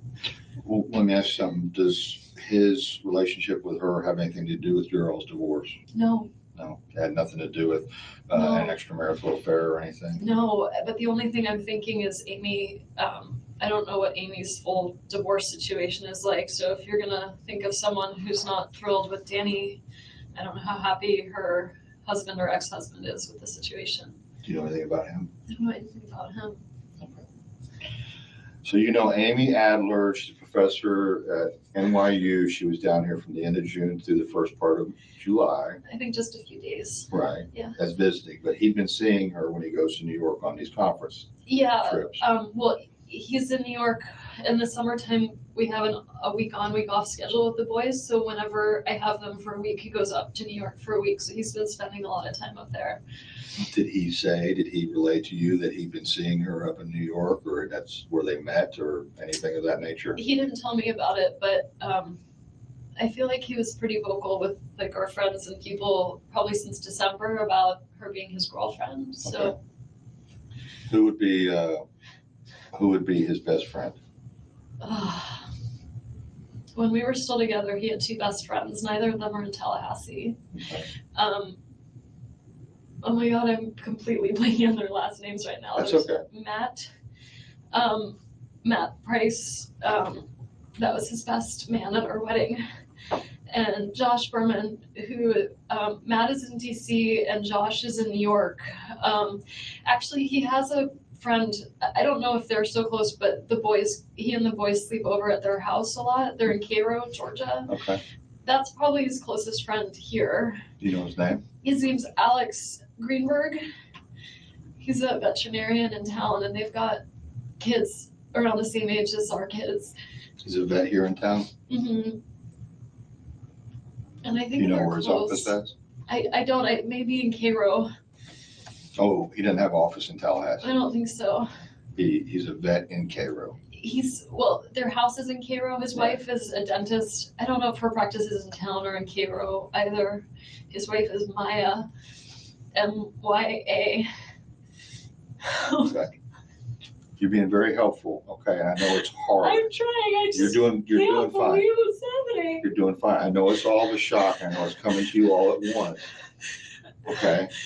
I don't know who would do this. Okay. Well, it appears from what we've seen so far that someone intentionally hurt Annie. Okay, intentionally. Okay, I don't You think. don't know who it is. No. And I don't What if think. they come after the boys? I don't think that's going to be. I have no indication at this time that that's a threat. Okay, but the boys are going to stay with you. You're not going back over to Trescott. Okay. No, I don't live there anymore. I know you don't. But the boys are going to stay with you. Okay, and they'll be fine. I don't know if I can take care of them like this. All right. Where's your closest family at? My family actually just talked to my brother this morning. My parents are in Coral Springs. Okay. And my brother, I have two brothers, but I'm very close to one of them who is in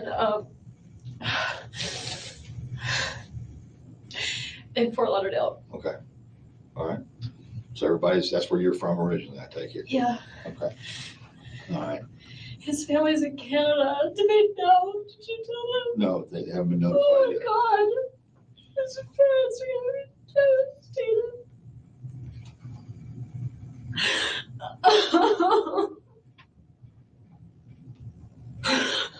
Okay. This is what I want to do, okay? This is what happened, okay? Daniel's been shot, okay? And we have to find out why and who did this. Can you help with that? I will try. Okay. What I want to do right now to try to expedite things, okay? But I need your permission, is I want to take your cell phone and download all the information out of it. Sure. Do you have a problem with that? No. Okay. And then we're going to make arrangements for you to get the kids, or we'll get the kids somehow, okay? Because the kids are at daycare, right? Yeah. And they're going to need their mother, Yeah. okay? Yeah. Okay. Can you do that? Yes. Okay. All right. I got to get a form for you to sign, and then I'm going to get the phone started, okay? Oh my God. I have a lot of friends. I know. How do you know that? Well, you had two of them up there for a last minute lunch date, right? Last minute. Well, I mean, you went up there, you're sitting with them. You have friends. I do. What I meant by it is that Danny didn't treat me very well. And I'm Okay. so scared that maybe someone did this. Not because they hate Danny, but because they thought this was good somehow. Oh, are you saying that you think maybe one of your friends would have done something Who like would this? do this? I don't know. That's why you're here, and that's why we're talking.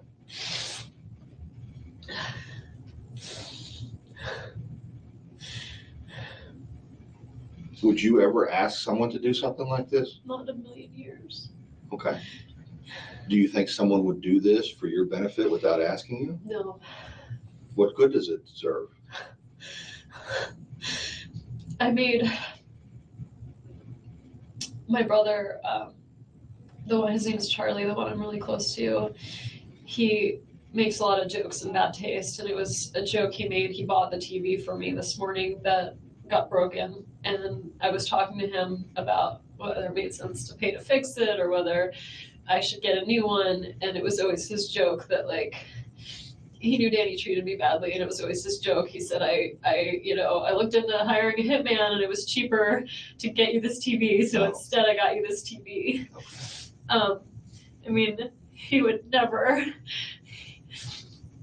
He's my big brother, and he's been taking care of me since I was little, but he would never. And I told that to the repair guy this morning. Right. That's okay. I said, he asked me how much it cost, and I said I didn't know because it was a gift, because my brother said it's cheaper than a hitman. It was my divorce present. Okay. Such a horrible thing to say. I'm so sorry. That's okay.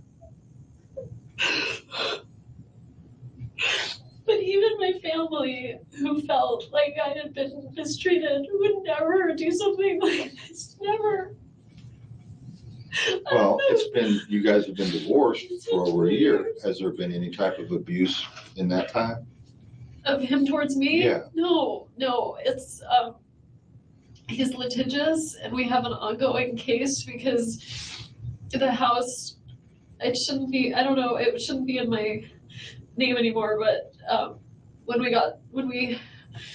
we settled the case of our divorce, he said, one of the agreements the court said was Danny wanted to stay in the house. They said, you can have the house, but you need to pay her half of the amount of what the house is worth. And he agreed to it, and then months passed, and he just never paid me. Okay. And so we have ongoing litigation where I filed a motion in the court to have him pay me what he said he would, and he filed a counter motion for sanctions against my attorney because he thought that she did something wrong, which she didn't. But so, I mean, she withdrew from the case and was going to serve as a witness. So she's not going to lash out at him for it. She's using the legal process to do it. My parents are, very angry towards him. But even when they're around my kids, they would never say a bad word about my kid's father. They're really, really careful about that. They just like him, but they know he's the father of my kids. They would never do that. Right. I don't know who would be angry enough with him. Well, that's what I have to find out. To do something like this. The brother that you're real close to, I have to do a lot of elimination at the same time. The brother that you're really close to, the one that joked about the TV and everything, what'd you say his name was? Charlie. Charlie, and he's in Fort Lauderdale? Yeah. Okay. Tell me what kind of car he has. He has like 5 cars. Can't tell me all of He them. drives I think one of them is an unmarked police car. Oh, really? He's a bit of a character. Okay. So I don't know what he's driving at the time. Right. But I'll tell you, he's a periodontist, and he has this practice where he works from early in the morning till late at night. So if you ever wanted to find his whereabouts, he's working all day long until early in the morning till late at night, always driving to a different office working. Oh, he goes to different offices? Yeah, he works in different offices all over South Florida, does implants for people, and he works really hard all the time. He has a girlfriend, so he's pretty much accounted for all the time. Charlie, is that his first name? Charlie's his first name. Not Charles? I think Charles is his legal name. No one calls him that. What's his last name? Adelson. What's his middle? J-A-Y. Same spelling, Adelson. Yeah. Okay. Oh my god. What? What? Oh my gosh. What? I can't believe this is happening. Okay, all right. Let me go get the form for the phone. Do I need to be read my Miranda rights or something if you're gonna look at my phone? I can read you Miranda if you want to hear I don't that. know, I'm just trying to make sure I'm being I have no protected. reason, I have no reason at this point to suspect you in this incident, okay? I couldn't tell from the way you were talking to me in the car if I was a suspect. Well, no, and the reason was I didn't want to get into everything until we got up here. Is he okay. still in the hospital? He's at the hospital, yes. Yes, And he's alone. yes. And nobody knows he's there. Well, you know now, and while I'm going to get this phone taken care of, I'm gonna have a victim advocate come in here, and hopefully you can supply her with his parents. Oh my God. I'm assuming his parents would be his next of kin. He's a sister he's really close with. Where is she? They're all in Canada. He's Canadian. Okay. All right, they live in Canada. They all live in Canada. Okay. His family's all in Canada. Okay. They're gonna think I did it. No, now, just don't jump to conclusions on that. Oh my God, I can't believe this is happening. All right, let me go get the form for the phone, okay?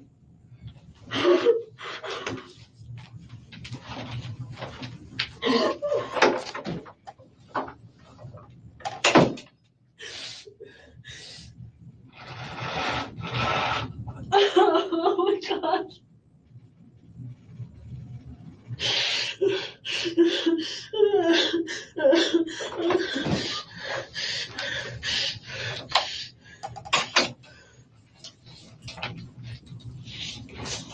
Sorry, you okay? Yeah. No. I meant to like, It's fine. Our last interaction wasn't nice. what are you talking about, personal? Yeah, I'm just looking here. I didn't want him to take the boys this afternoon. I had wanted to have them. And I talked over with my brother and realized, you know, if their dad wants to take them swimming, it's not worth getting upset over.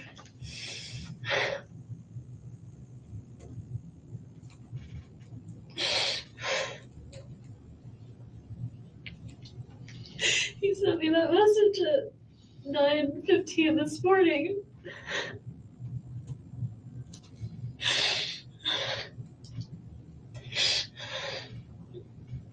You were telling me before, when we were riding up here, that the agreement was that you're all gonna have some type of phone call at 11:15 this morning. Is that correct? Well, not exactly, just that we needed Okay. to have the talk at some point before, we have to decide before Monday of what to do about his school, where Ben's gonna go to school. And he said, I'm gonna be done. I thought it was 11:15, but when we listened to the message, it was 10:30.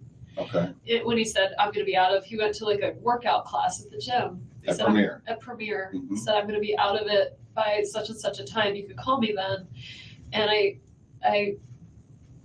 I called, but I think we could see what time I called him. I thought it was more of like, let's see, recent calls. I called him. Well, that's him calling in at 9:02. I called him at 11:42 and got his answering machine. He called you at 9:02? He called me at 9:02. Mm-hmm. The repair guy was there, and honestly, I leave my ringer off a lot of the time, so I didn't even hear the call come in. He left me a message. I called him at 11:42 and left him a message, just saying, okay, I want to talk about school for Ben, and I assume I'll see you at 4:30 today. When I figured he's going to take the kids swimming, Right, and he'll drop them at the house at 4:30. okay. So in other words, the whole meeting at 10:30 or 11:15 Just didn't didn't happen? happen. Right, okay. All right. Let me get this. There's a lot of information on here, okay? It'd probably be easier if I read it to you. Fine. Okay, I, Wendy Adelson, and I gotta change this. Adelson. I know, I gotta change that. It's okay. It's Adelson. Actually, it's spelled right. I said it wrong. Adelson. Do hereby authorize and give my permission to Investigator Adelson, who has identified himself to me as a law enforcement officer with necessary assistance of a digital forensic examiner to make a full and complete search of my cell phone or other digital media, along with data located on additional data sources, locations such as connected to, at, and where at the Tallahassee Police Department. That's the address. I have been advised that law enforcement are engaged in investigation concerning an alleged violation of federal or state law pertaining to a shooting incident. I do further authorized to give permission to take from my cell phone located at 230 47th Avenue. Any, I'm sorry, is that the police station? that's where we're at right now, Okay. yeah. Computers, cell phones, computer peripherals, digital media data, which may or may not have a connection, value, or relevance as evidence in said investigation. The above law enforcement officer has fully and fairly advised me on rights as follows. I have the right to refuse consent of the search of my property. I have the right to consult with an attorney or any other person of my choice prior to giving them consent and permission to search the above described property. Any cellular phones, computers, computer peripherals, and digital media or data, along with any data located on these items or on additional digital storage locations such items can connect to, found by said officers in the course of their search, can be used as evidence against me or others in a court of law. I fully understand and appreciate these rights and wish it be specifically understood that I'm hereby giving consent permission to conduct the search of the cellular phones, computers, computer peripherals, and digital media data, along with any data located on any additional digital storage locations such items can connect to, solely because of my desire to freely and voluntarily cooperate and assist in this investigation. I have not been promised anything or been threatened or coerced in any way, nor has any inducement of any kind been held out to me in return for this consent and permission to search.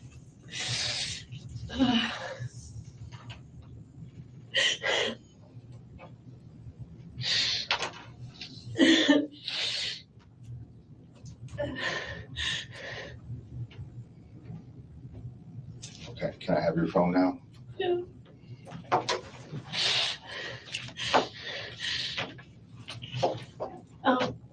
Stupid question, but Go ahead. are you gonna give it back? Yes, Okay. yes. I feel like I need to help No, my you're gonna family. What's going on? No, you're gonna get it back. It's just I'm trying to expedite this now so I can get it back to you I sooner. understand. Be right back.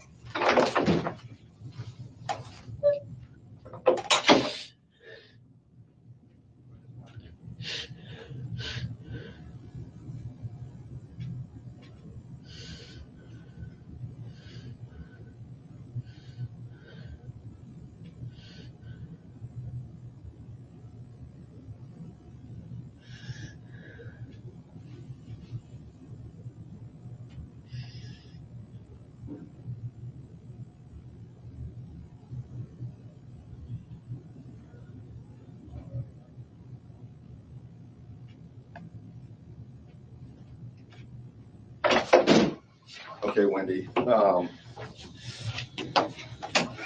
me get your. That's the friend I was with calling. Do you want to just decline it? I guess I should talk to anyone right now. Yeah.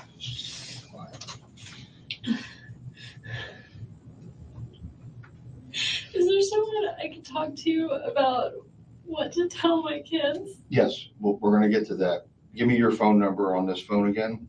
954-803-0079. Can I get Daniel's cell phone number?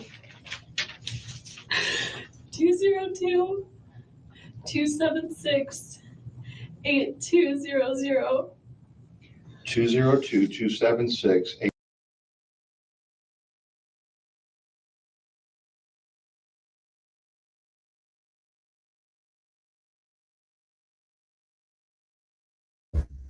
Sorry, for the abrupt change.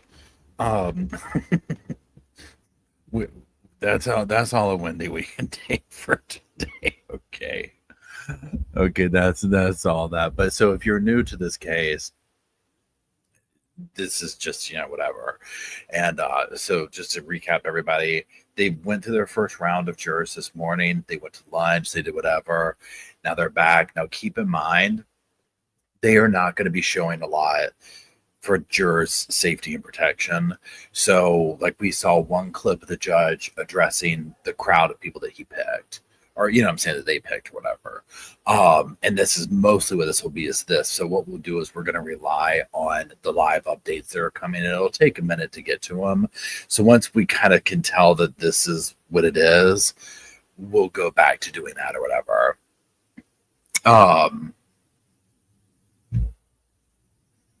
So that's what's going on. Now also, pardon me.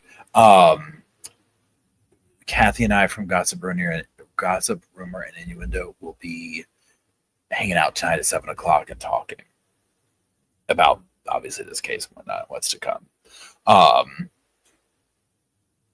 So there's that. So we're just gonna be holding it steady. And what I'm gonna do is I'm gonna come over to my phone and just look real quick at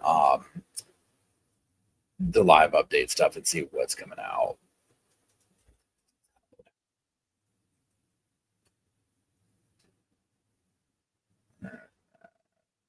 Yeah, latest.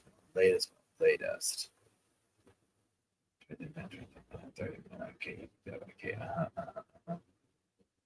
Okay, so nothing major. Wait, 3 minutes. Okay, Florida grandma accused of plotting murder. Dog goes on trial. Yep. So there's that. So, okay. So no major things coming out yet. Obviously, judge isn't saying anything. Let's see if this is over here.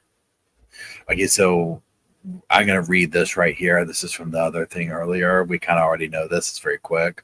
So 12:52 p.m., first round of jury selection concludes. 50 potential jurors to be brought in this afternoon. Taking a break so that others may have a turn. Oh, wait. No. Oh, wait. Are there any matters that we need to address before we continue?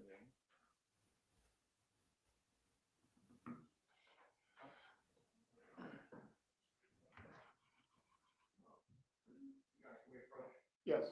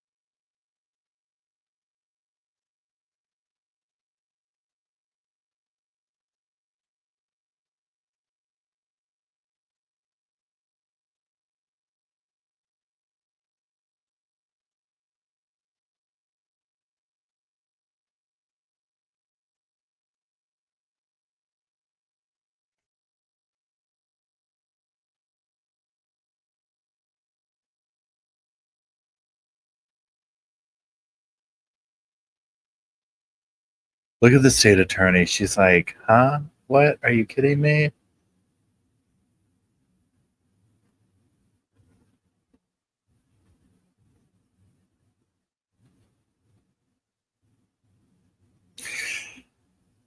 Yeah, I feel like what took place.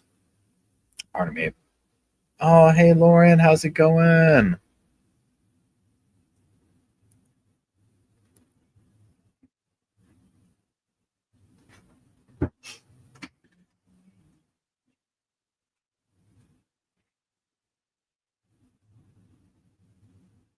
What if he's over there like, Donna would like to plea out?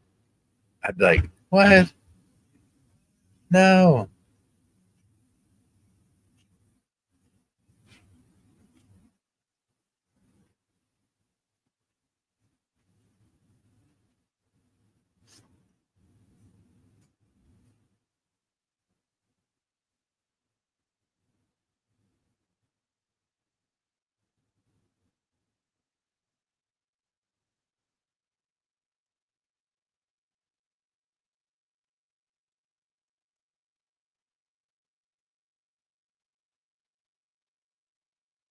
So, Brenda, we leave for Colorado on the 3rd.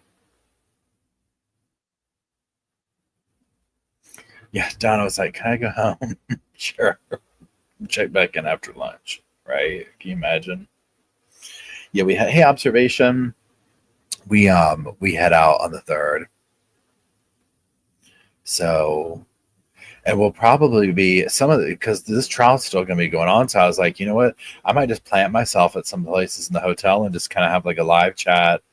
You know, we'll be just streaming the trial and doing this. We'll see how it all goes. We'll see what happens once they get out there. What is he handing them? Like, what is he doing? Oh, it must be like on the record microphone.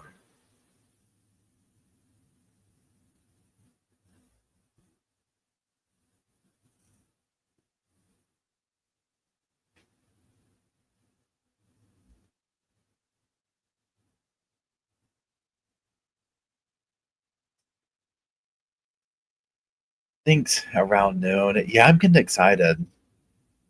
Probably next. You know what? I need to look at this right here. Hold on. I need to look at my calendar real quick. Like you said, where are we at? Let me consult my calendar, please hold. This is very important. Oh, so very important.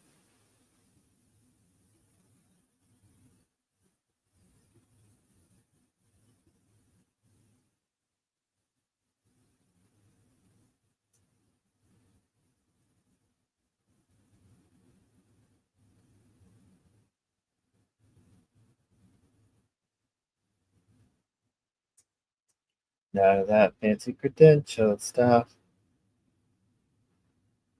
I'm just here for the cringe binge.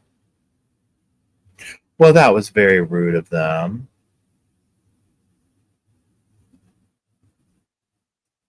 Well, I declare.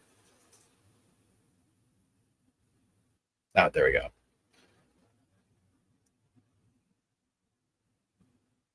Yeah, the standard thing or whatever it's called, it's like, all 3 days or however long it is, right? Um, and I don't know if they do a day pass. I don't know how that works. But like the standard badge will get you, I mean, any of the badges, from my understanding, is they'll get you, all 3 days. Now, that being said, they do things, and I don't know how to say it, like explain it, but like it's almost like, okay, this gets you in all these things, but this event is an extra ticketed item, right? Which I rarely do those. In fact, I've never done them. Um, so yeah, I've never done those, but if there's like other things that you're interested in, and they, of course, you already know, they're usually going to be something that's like, oh my goodness, hold on. Like I know John Ramsey. At one point, one of them, he was like an extra thing. I wouldn't mind going to see what he had. He's at every crime con. Um, so some of the things like that they'll do. I know Ice T from the TV show. Well, I mean, to me, he he's an actor now, but he used to be a rapper. I mean, he's all the three, all above, right? But I first knew him as a rapper.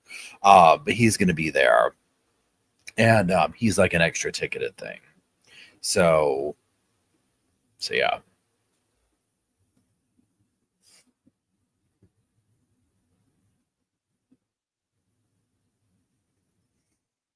And oh, pardon me.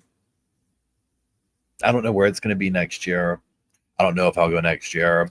Um, there's basically a couple of locations that if it is there, I'll probably go, but if not, I won't. Um, so we'll see. We shall see. So, and it's getting, one thing with them is that, I mean, the they're getting huge. Now, I've only been the last, what, 3 4 years, but I mean, people who have gone from the very beginning, they start off as obviously a very small thing. Now they, from my understanding, they just do it from the Gaylord resorts because they're so big, so it's a little bit of a different vibe. um oh wait, so evidently some creators who believe John and Patsy Ramsey are guilty were denied booths this year. Oh really? That's interesting. Yeah, what I'm gonna do, I'm sorry. It's like the fifth. So CrimeCon's like September like 5th through 7th, or 4th through 6th, like the first week of September. And so what I'm going to do is when I get there, I'm going to scope out a place that we'll do our meet and greet. And I'll be like, hey, I'm making this up right now. Friday night at 7 o'clock in front of the atrium is our Sofa Squad meet and greet. And I'll put it out there. And then I'm going to find like a coffee shop, and I'll be like, okay, everybody start it. Now it's going to be a little bit different this year because we're going to have the trial going on. So I might be like, well, I'm going to be down in this area streaming the trial. So if you want to come have coffee and hang out and chat and blah, blah, blah, blah, blah, then this is where I'm going to be. But if the trial's wrapped up, I'll still do that. But it'll be like, hey, every day at 9 o'clock, we're going to be streaming and having coffee here. You see what I'm saying? So, so yeah.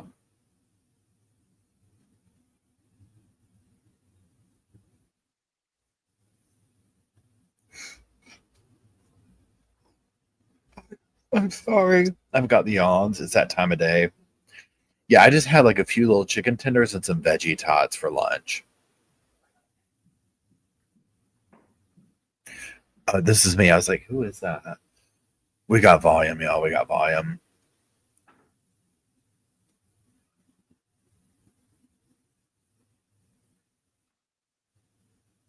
I know Stephanie Harlow and Annie Elise are doing a live podcast taping or something.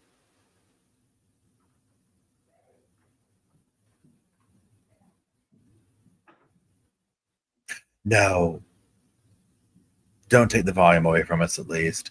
Give us something. The veggie tots are good.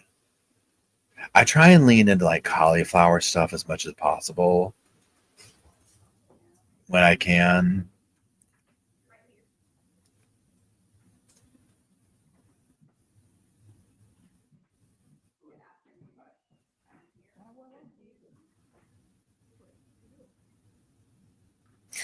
Wampa says I had chicken finger steak because my husband accidentally got this instead of mozzarella sticks.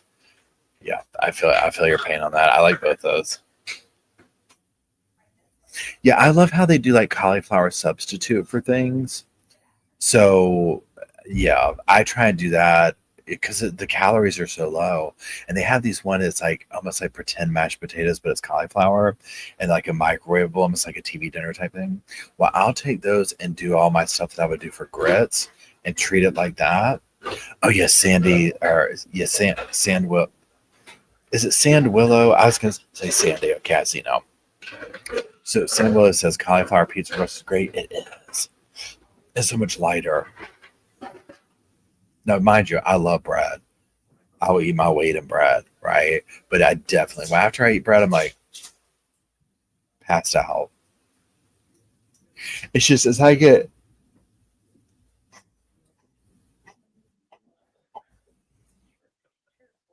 yeah, Lawrence says the same thing. I love cauliflower rice, but is it really that much healthier than rice? Right. And yeah, and I like the cauliflower rice too.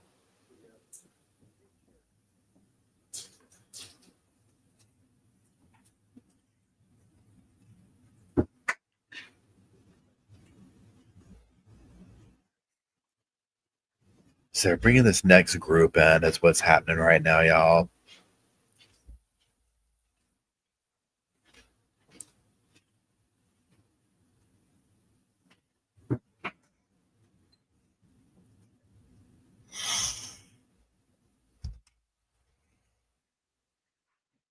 I'll say this. So, Peachy, I tried. We're gonna call it the cauliflower mac and cheese, whatever. Um, it's like a microwavable thing. I'm not lying, y'all. It is good. Is it the same as mac and cheese? 100% no, right? But like like a low cal substitute kind of a thing. Oh yeah, because I think the whole package is like 120 calories, something crazy, right?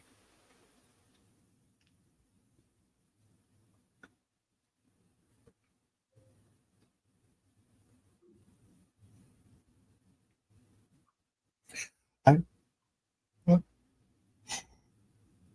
sorry. I've not had chitlins. I don't think, or I was like way young when I did.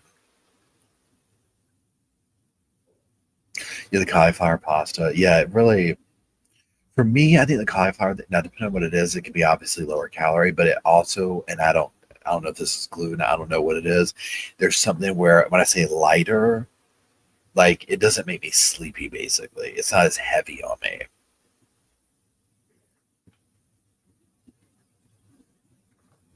So that's where I'm like a big like, yeah, let's do cauliflower.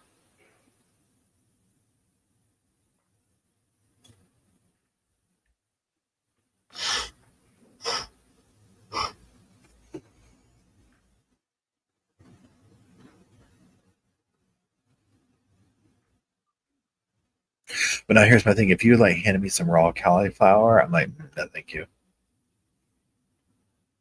But I also don't really like broccoli in that way either. Although broccoli dipped in ranch, pretty good.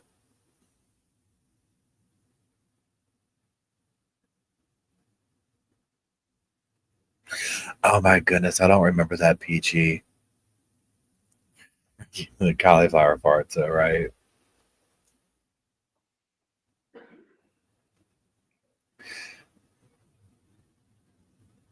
Like steamed cauliflower, broccoli. Oh yeah. Um, the ambulance girl, yeah, French onion dip. Oh yeah, French bread is so good. Mm.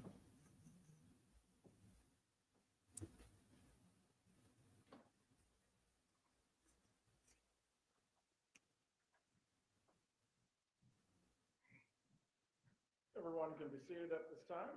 Okay, here we go. Good afternoon, ladies and gentlemen.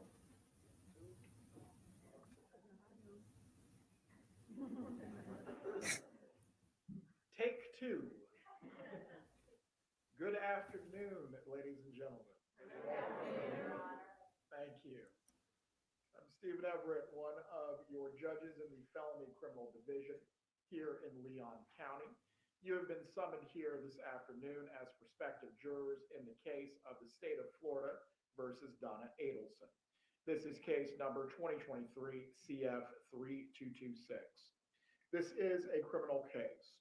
The state has charged Mrs. Adelson with the crimes of first-degree murder, conspiracy to commit first-degree murder, and solicitation to commit first-degree murder.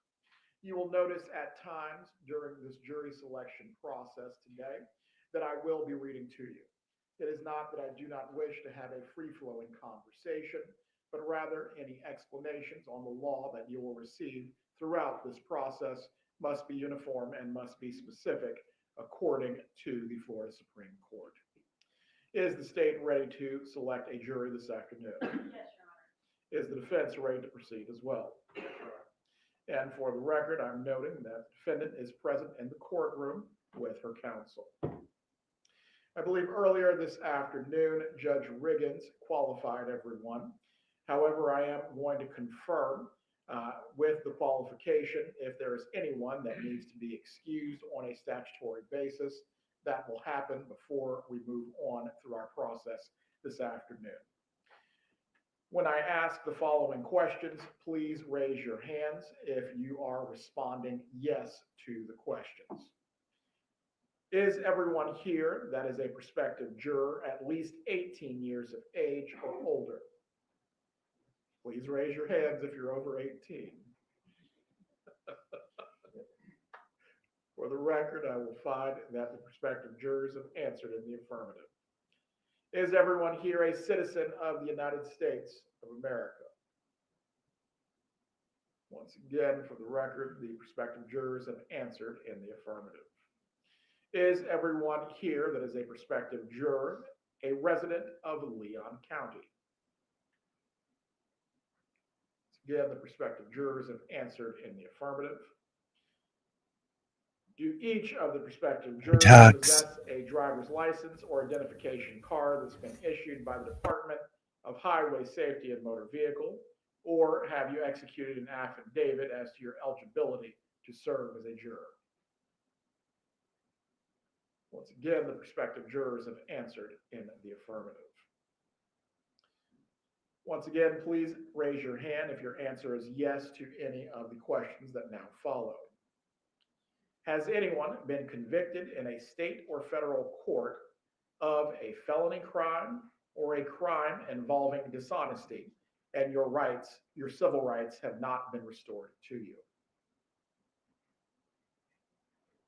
None of the prospective jurors have raised their hands in the affirmative.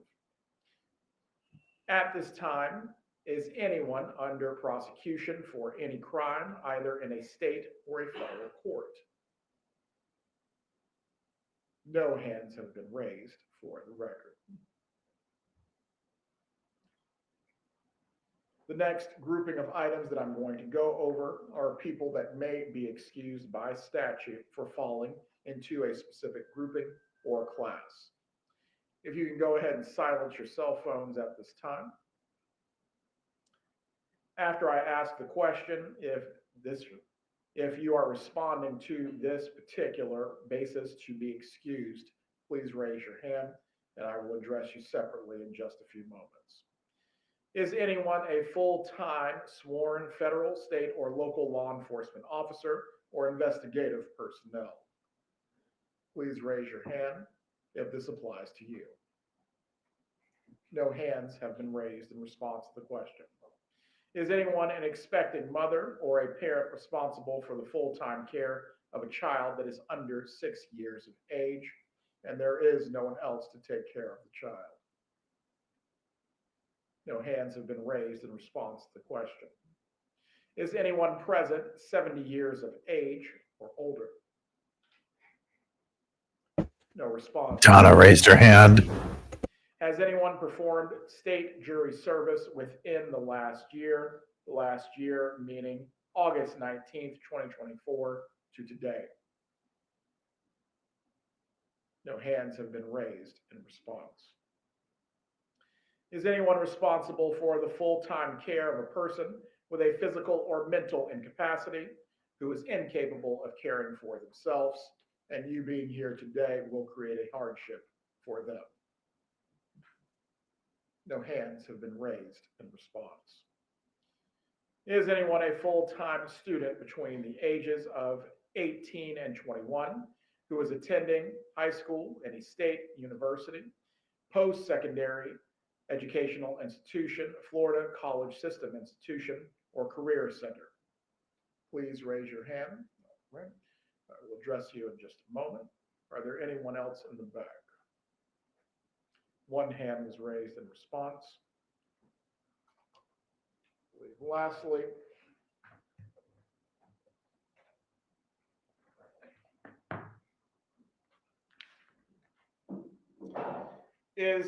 has anyone given birth within the 6 months before your reporting date on the summons, which would be today? Please raise your hands. No response has been given. Right, the one hand that was raised, please approach the bench. The attorneys may come up as well. It's interesting to see the weeding out process of all the things. Again, I guess my thing would be, and it's different once you're there, obviously, right? I mean, like from the comfort of the sofa, it's like, well, I can't imagine having to sit in there. But I mean, it's a lot to sit in those chairs and just, go through, go into the courthouse, getting there, getting checked in, getting to the thing. Okay, every day. Okay, now we got to listen to this testimony. We can't talk. I mean, it's a lot on the juror, right? And then just the physical dynamic of, okay, now you're sitting in a chair, whether it's cushioned or not, or whatever, right? It's like, just think of, I don't know. I mean, like for me, it's like I got to stand up and like get blood circulating and so on and so forth. Pardon me. Wait, here we go.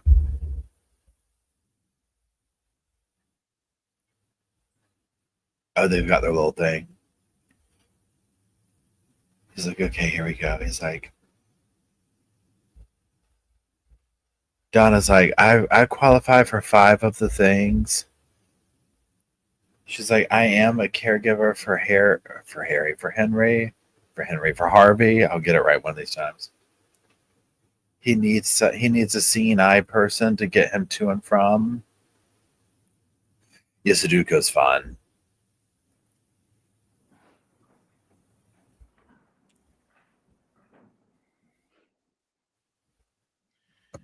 The first thing that we're going to do this afternoon is discuss what some of you may know about this case.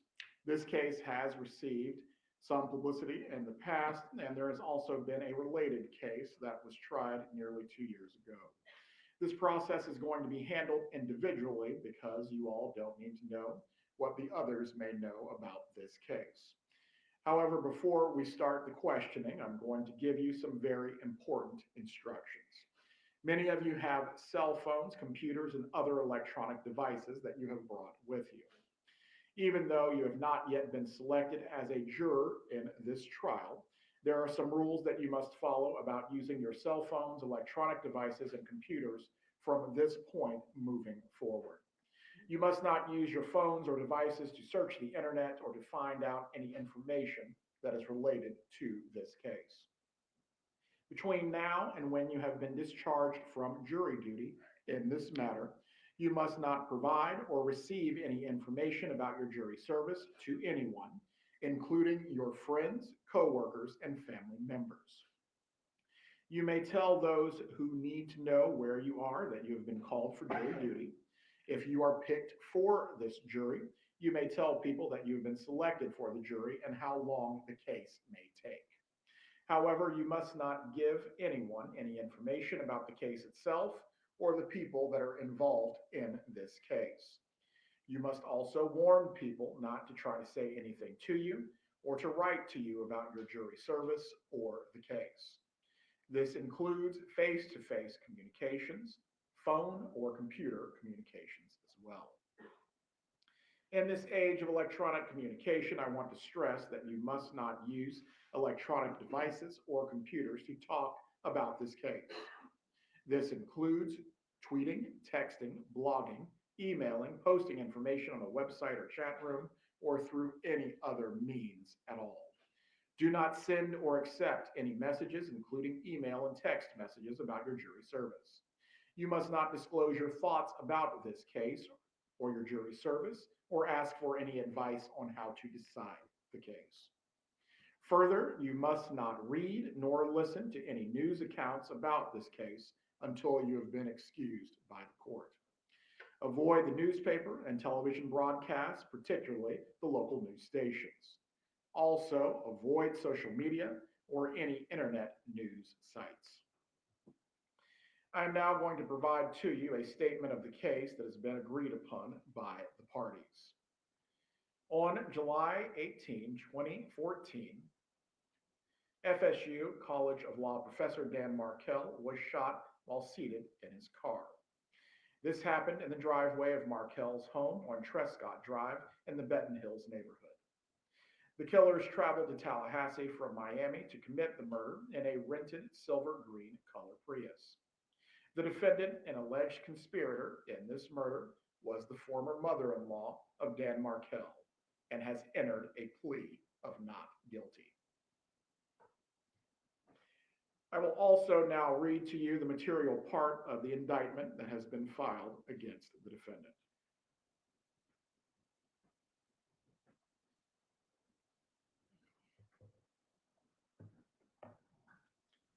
Count 1.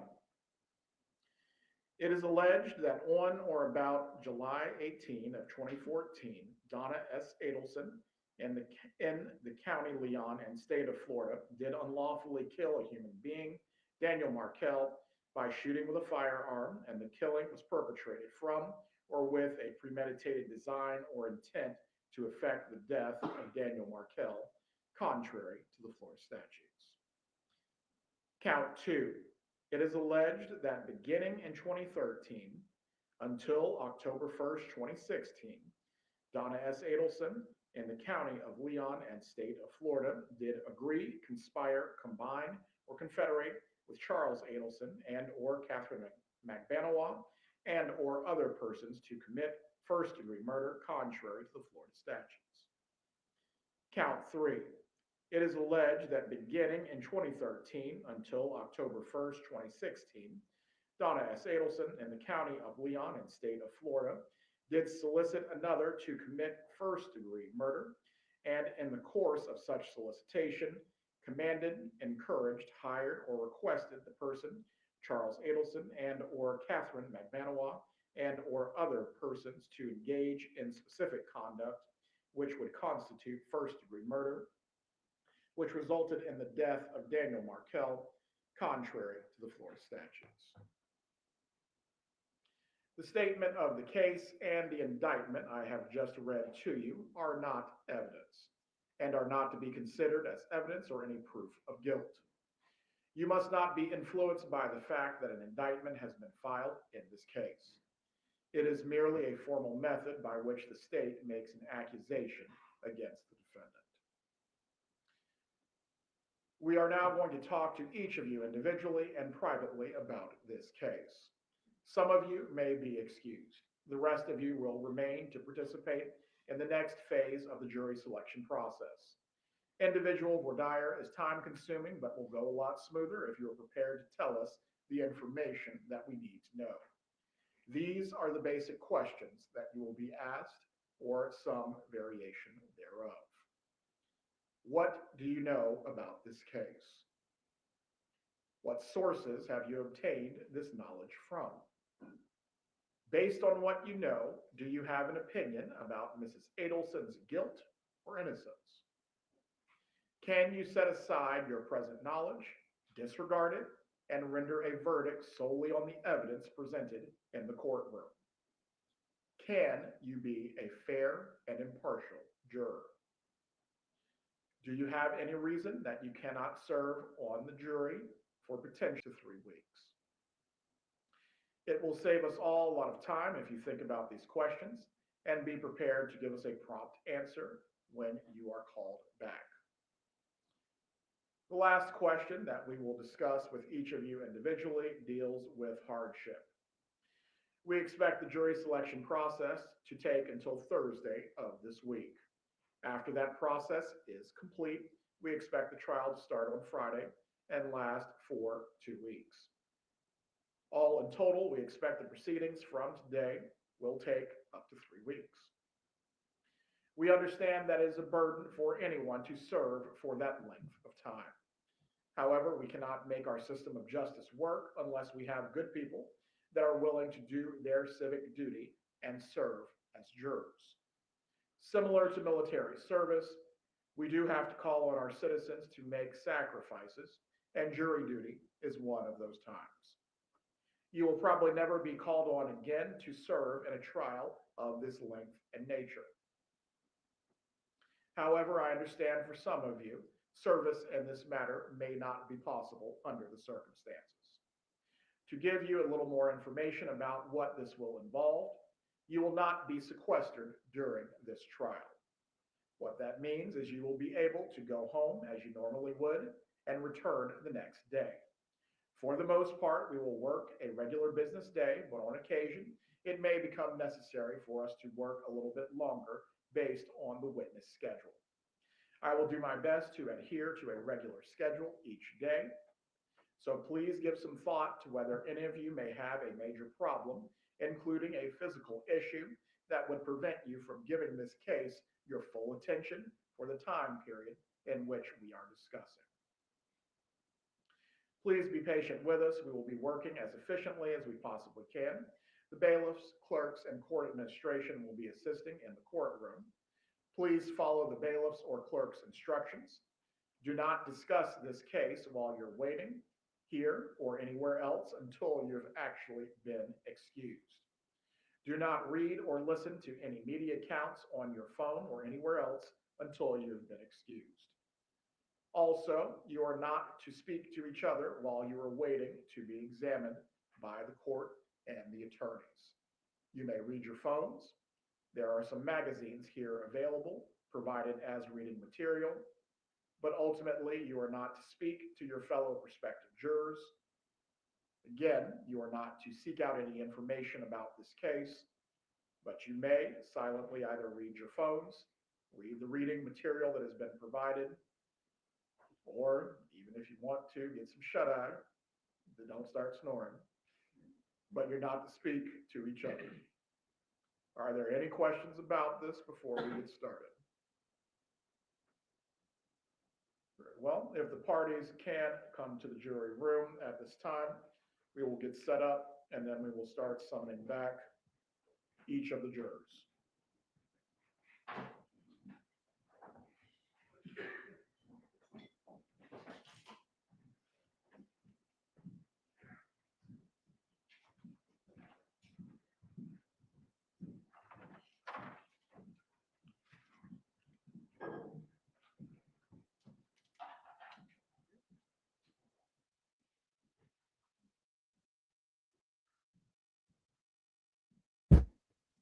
Well, there you go. So now what they're going to be doing, obviously, is what he just said, bringing the jurors back, and that's about as much as we'll get, hearing from them wise or whatever in this capacity. Now it's going to get way more personal, and they don't want to put them on TV or whatever. I get it. Hey, Down Under, I hope you're doing well.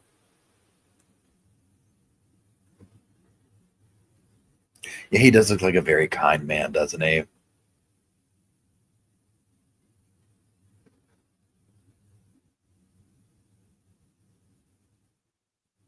Yeah, the way they're like, don't talk to anybody, don't talk to the jurors. Like, there's no way. I mean, and I get like it would be different if I was in the situation, right? You know what I mean? Like, you kind of have to like make stuff happen, whatever. But I mean, y'all, there's just like, oh my gosh, it would be so hard. It'd be so hard. Yeah, what's going to be tricky with this? And I think this is like rings true for any kind of conspiracy case. What was the? Wait, hold on. We've got audio. Let's see.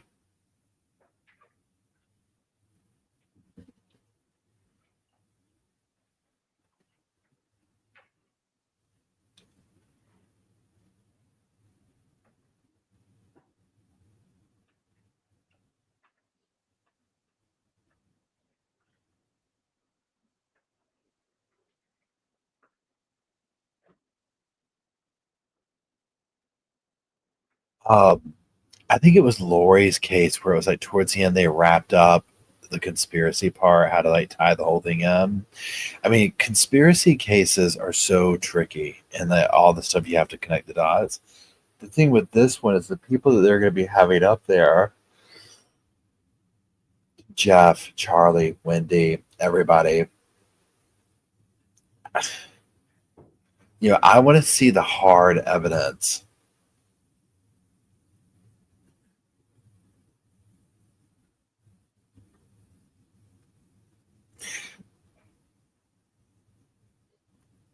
You know, of what they're going to show. I mean, like we know, so the video of her taking that letter from the dude from the undercover outside the kids' school, Donna. You know, that doesn't look good.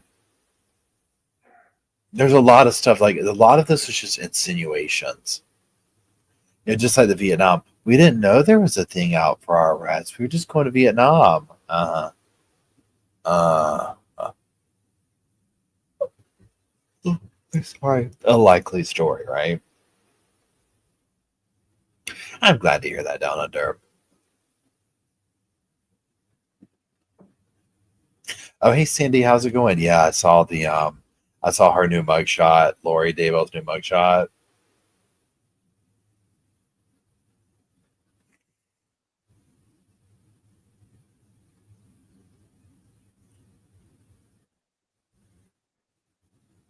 She was extra done up for that. Okay, I'm talking extra done up. Okay, let's see what they're saying on the old whatchamacallit. I still call it Twitter. I can't get it out of my mind.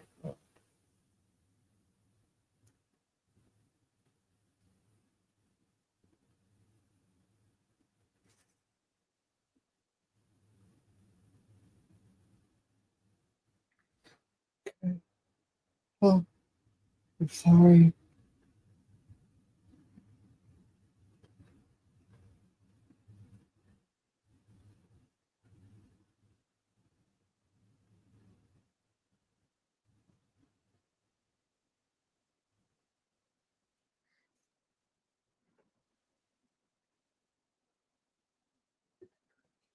So nothing going on there.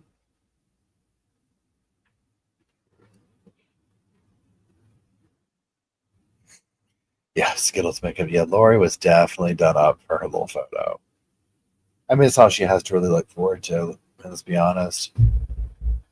She doesn't have anything else going on. She probably has some kind of little prison ministry thing. I've got the afternoon yawns big time, y'all. I'm sorry.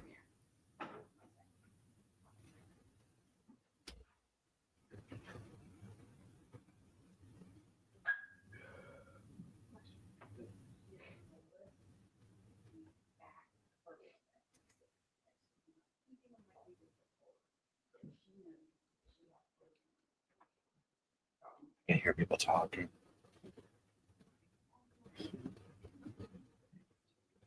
Yes, 51. Yes.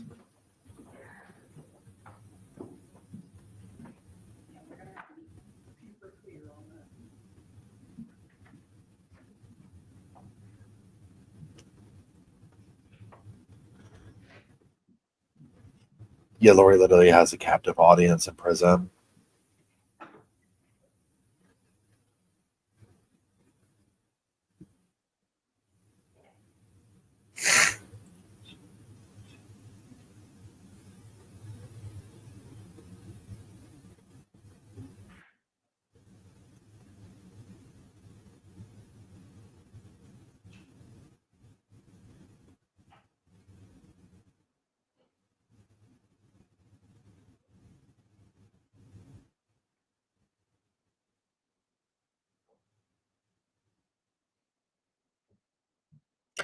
Yeah, I'm not hearing anything else. Just think of all the stuff. We're just kind of hearing them meandering around the courtroom. See what they're saying over here. Shooby-doo-dooby-doo-be-doo. Shoot, shooby-doo-be. I think what happens is wait,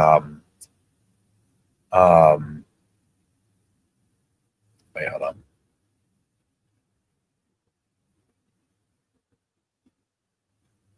Okay. Excuse me. Oh gosh.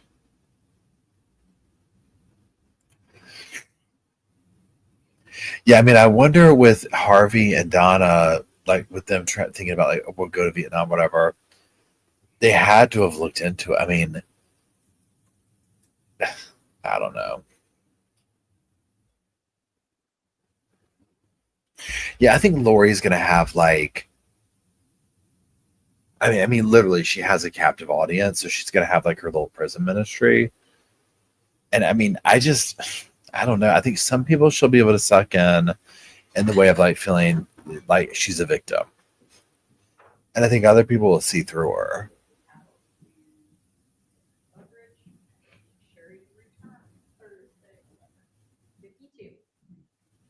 I guess did you hear that where she was like, "Make sure you return Thursday."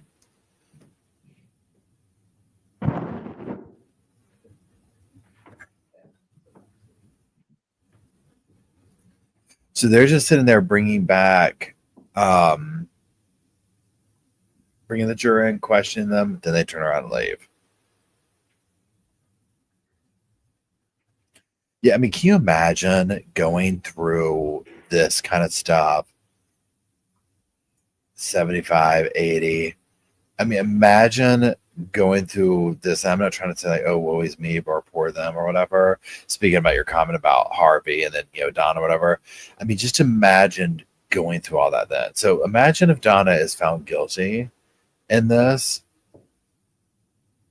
I mean, the unfortunate thing is how much time would she even end up getting? You see how much she's like, I don't know if the right, like gone downhill or like her health has deteriorated, like at least her physical well-being. She's put on more weight. She looks like she's slower moving, all this.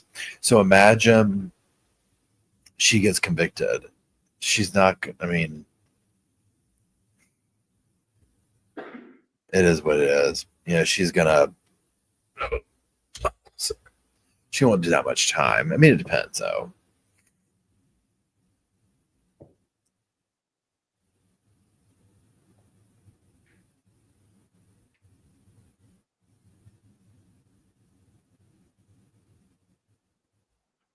Yeah, Kat says she'll drop dead out of pure spite if she's convicted. I agree.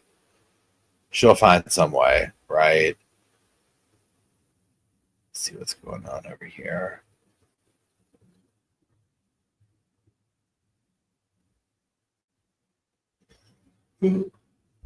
Nothing. Let's get back over here. Let's shooby doo doo doo be doo. Shoop shooby doo doo. Nothing over there. So here's what we're gonna do, y'all, because we're basically in a holding pattern. So I'm gonna go ahead and run, and then we'll catch back up on this afternoon stuff tonight. You see what I'm saying? So 7 o'clock, I'm going live with Kathy. We're going to dish on Donna what to expect, what's going on, blah, blah, blah, blah, blah. And by then they would have had these like little, nuances of the jurors and stuff like that and whatnot. Of more stuff going on because it's just going to be an afternoon of this, of just staring at the seal. So there is that. So again, 7 o'clock, Kathy, Gossip Rumor, and Innuendo, or this channel will both be streaming it there. Tomorrow evening we'll do a live and just do one big recap in the evening and read through like the updates and all that kind of stuff. And that's it. So I'm gonna head out and get some stuff done before the live chat tonight, and we'll touch base and see what's happening. And that's it. So thanks for checking this out with me as much as we could today. And we'll see what, if anything, took place this afternoon when we catch back up this evening. And that's it. So thank you, mods, for being here and keeping the cushions fluffed and all the pillows going. And thank you, squad, for watching this with me. And we'll keep on keeping on. All right, so y'all have a good one. I'll see y'all here in a little bit.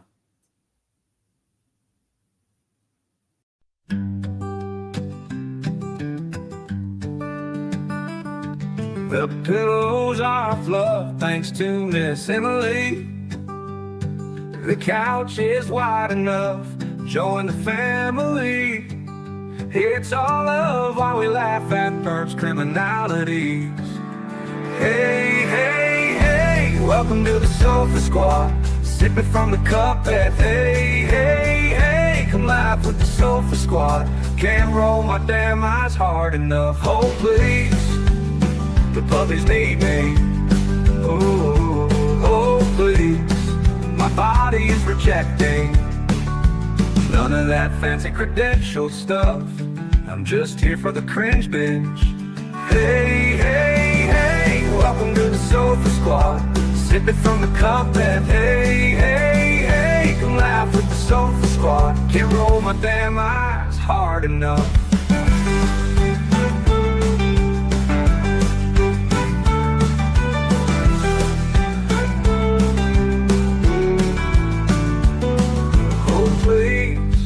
Puppies need me, oh please. My body is rejecting none of that fancy credentialed stuff.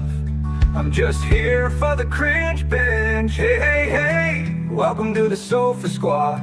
Sipping from the cup that hey, hey, hey. Come laugh with the Sofa Squad. Can't roll my damn eyes hard enough.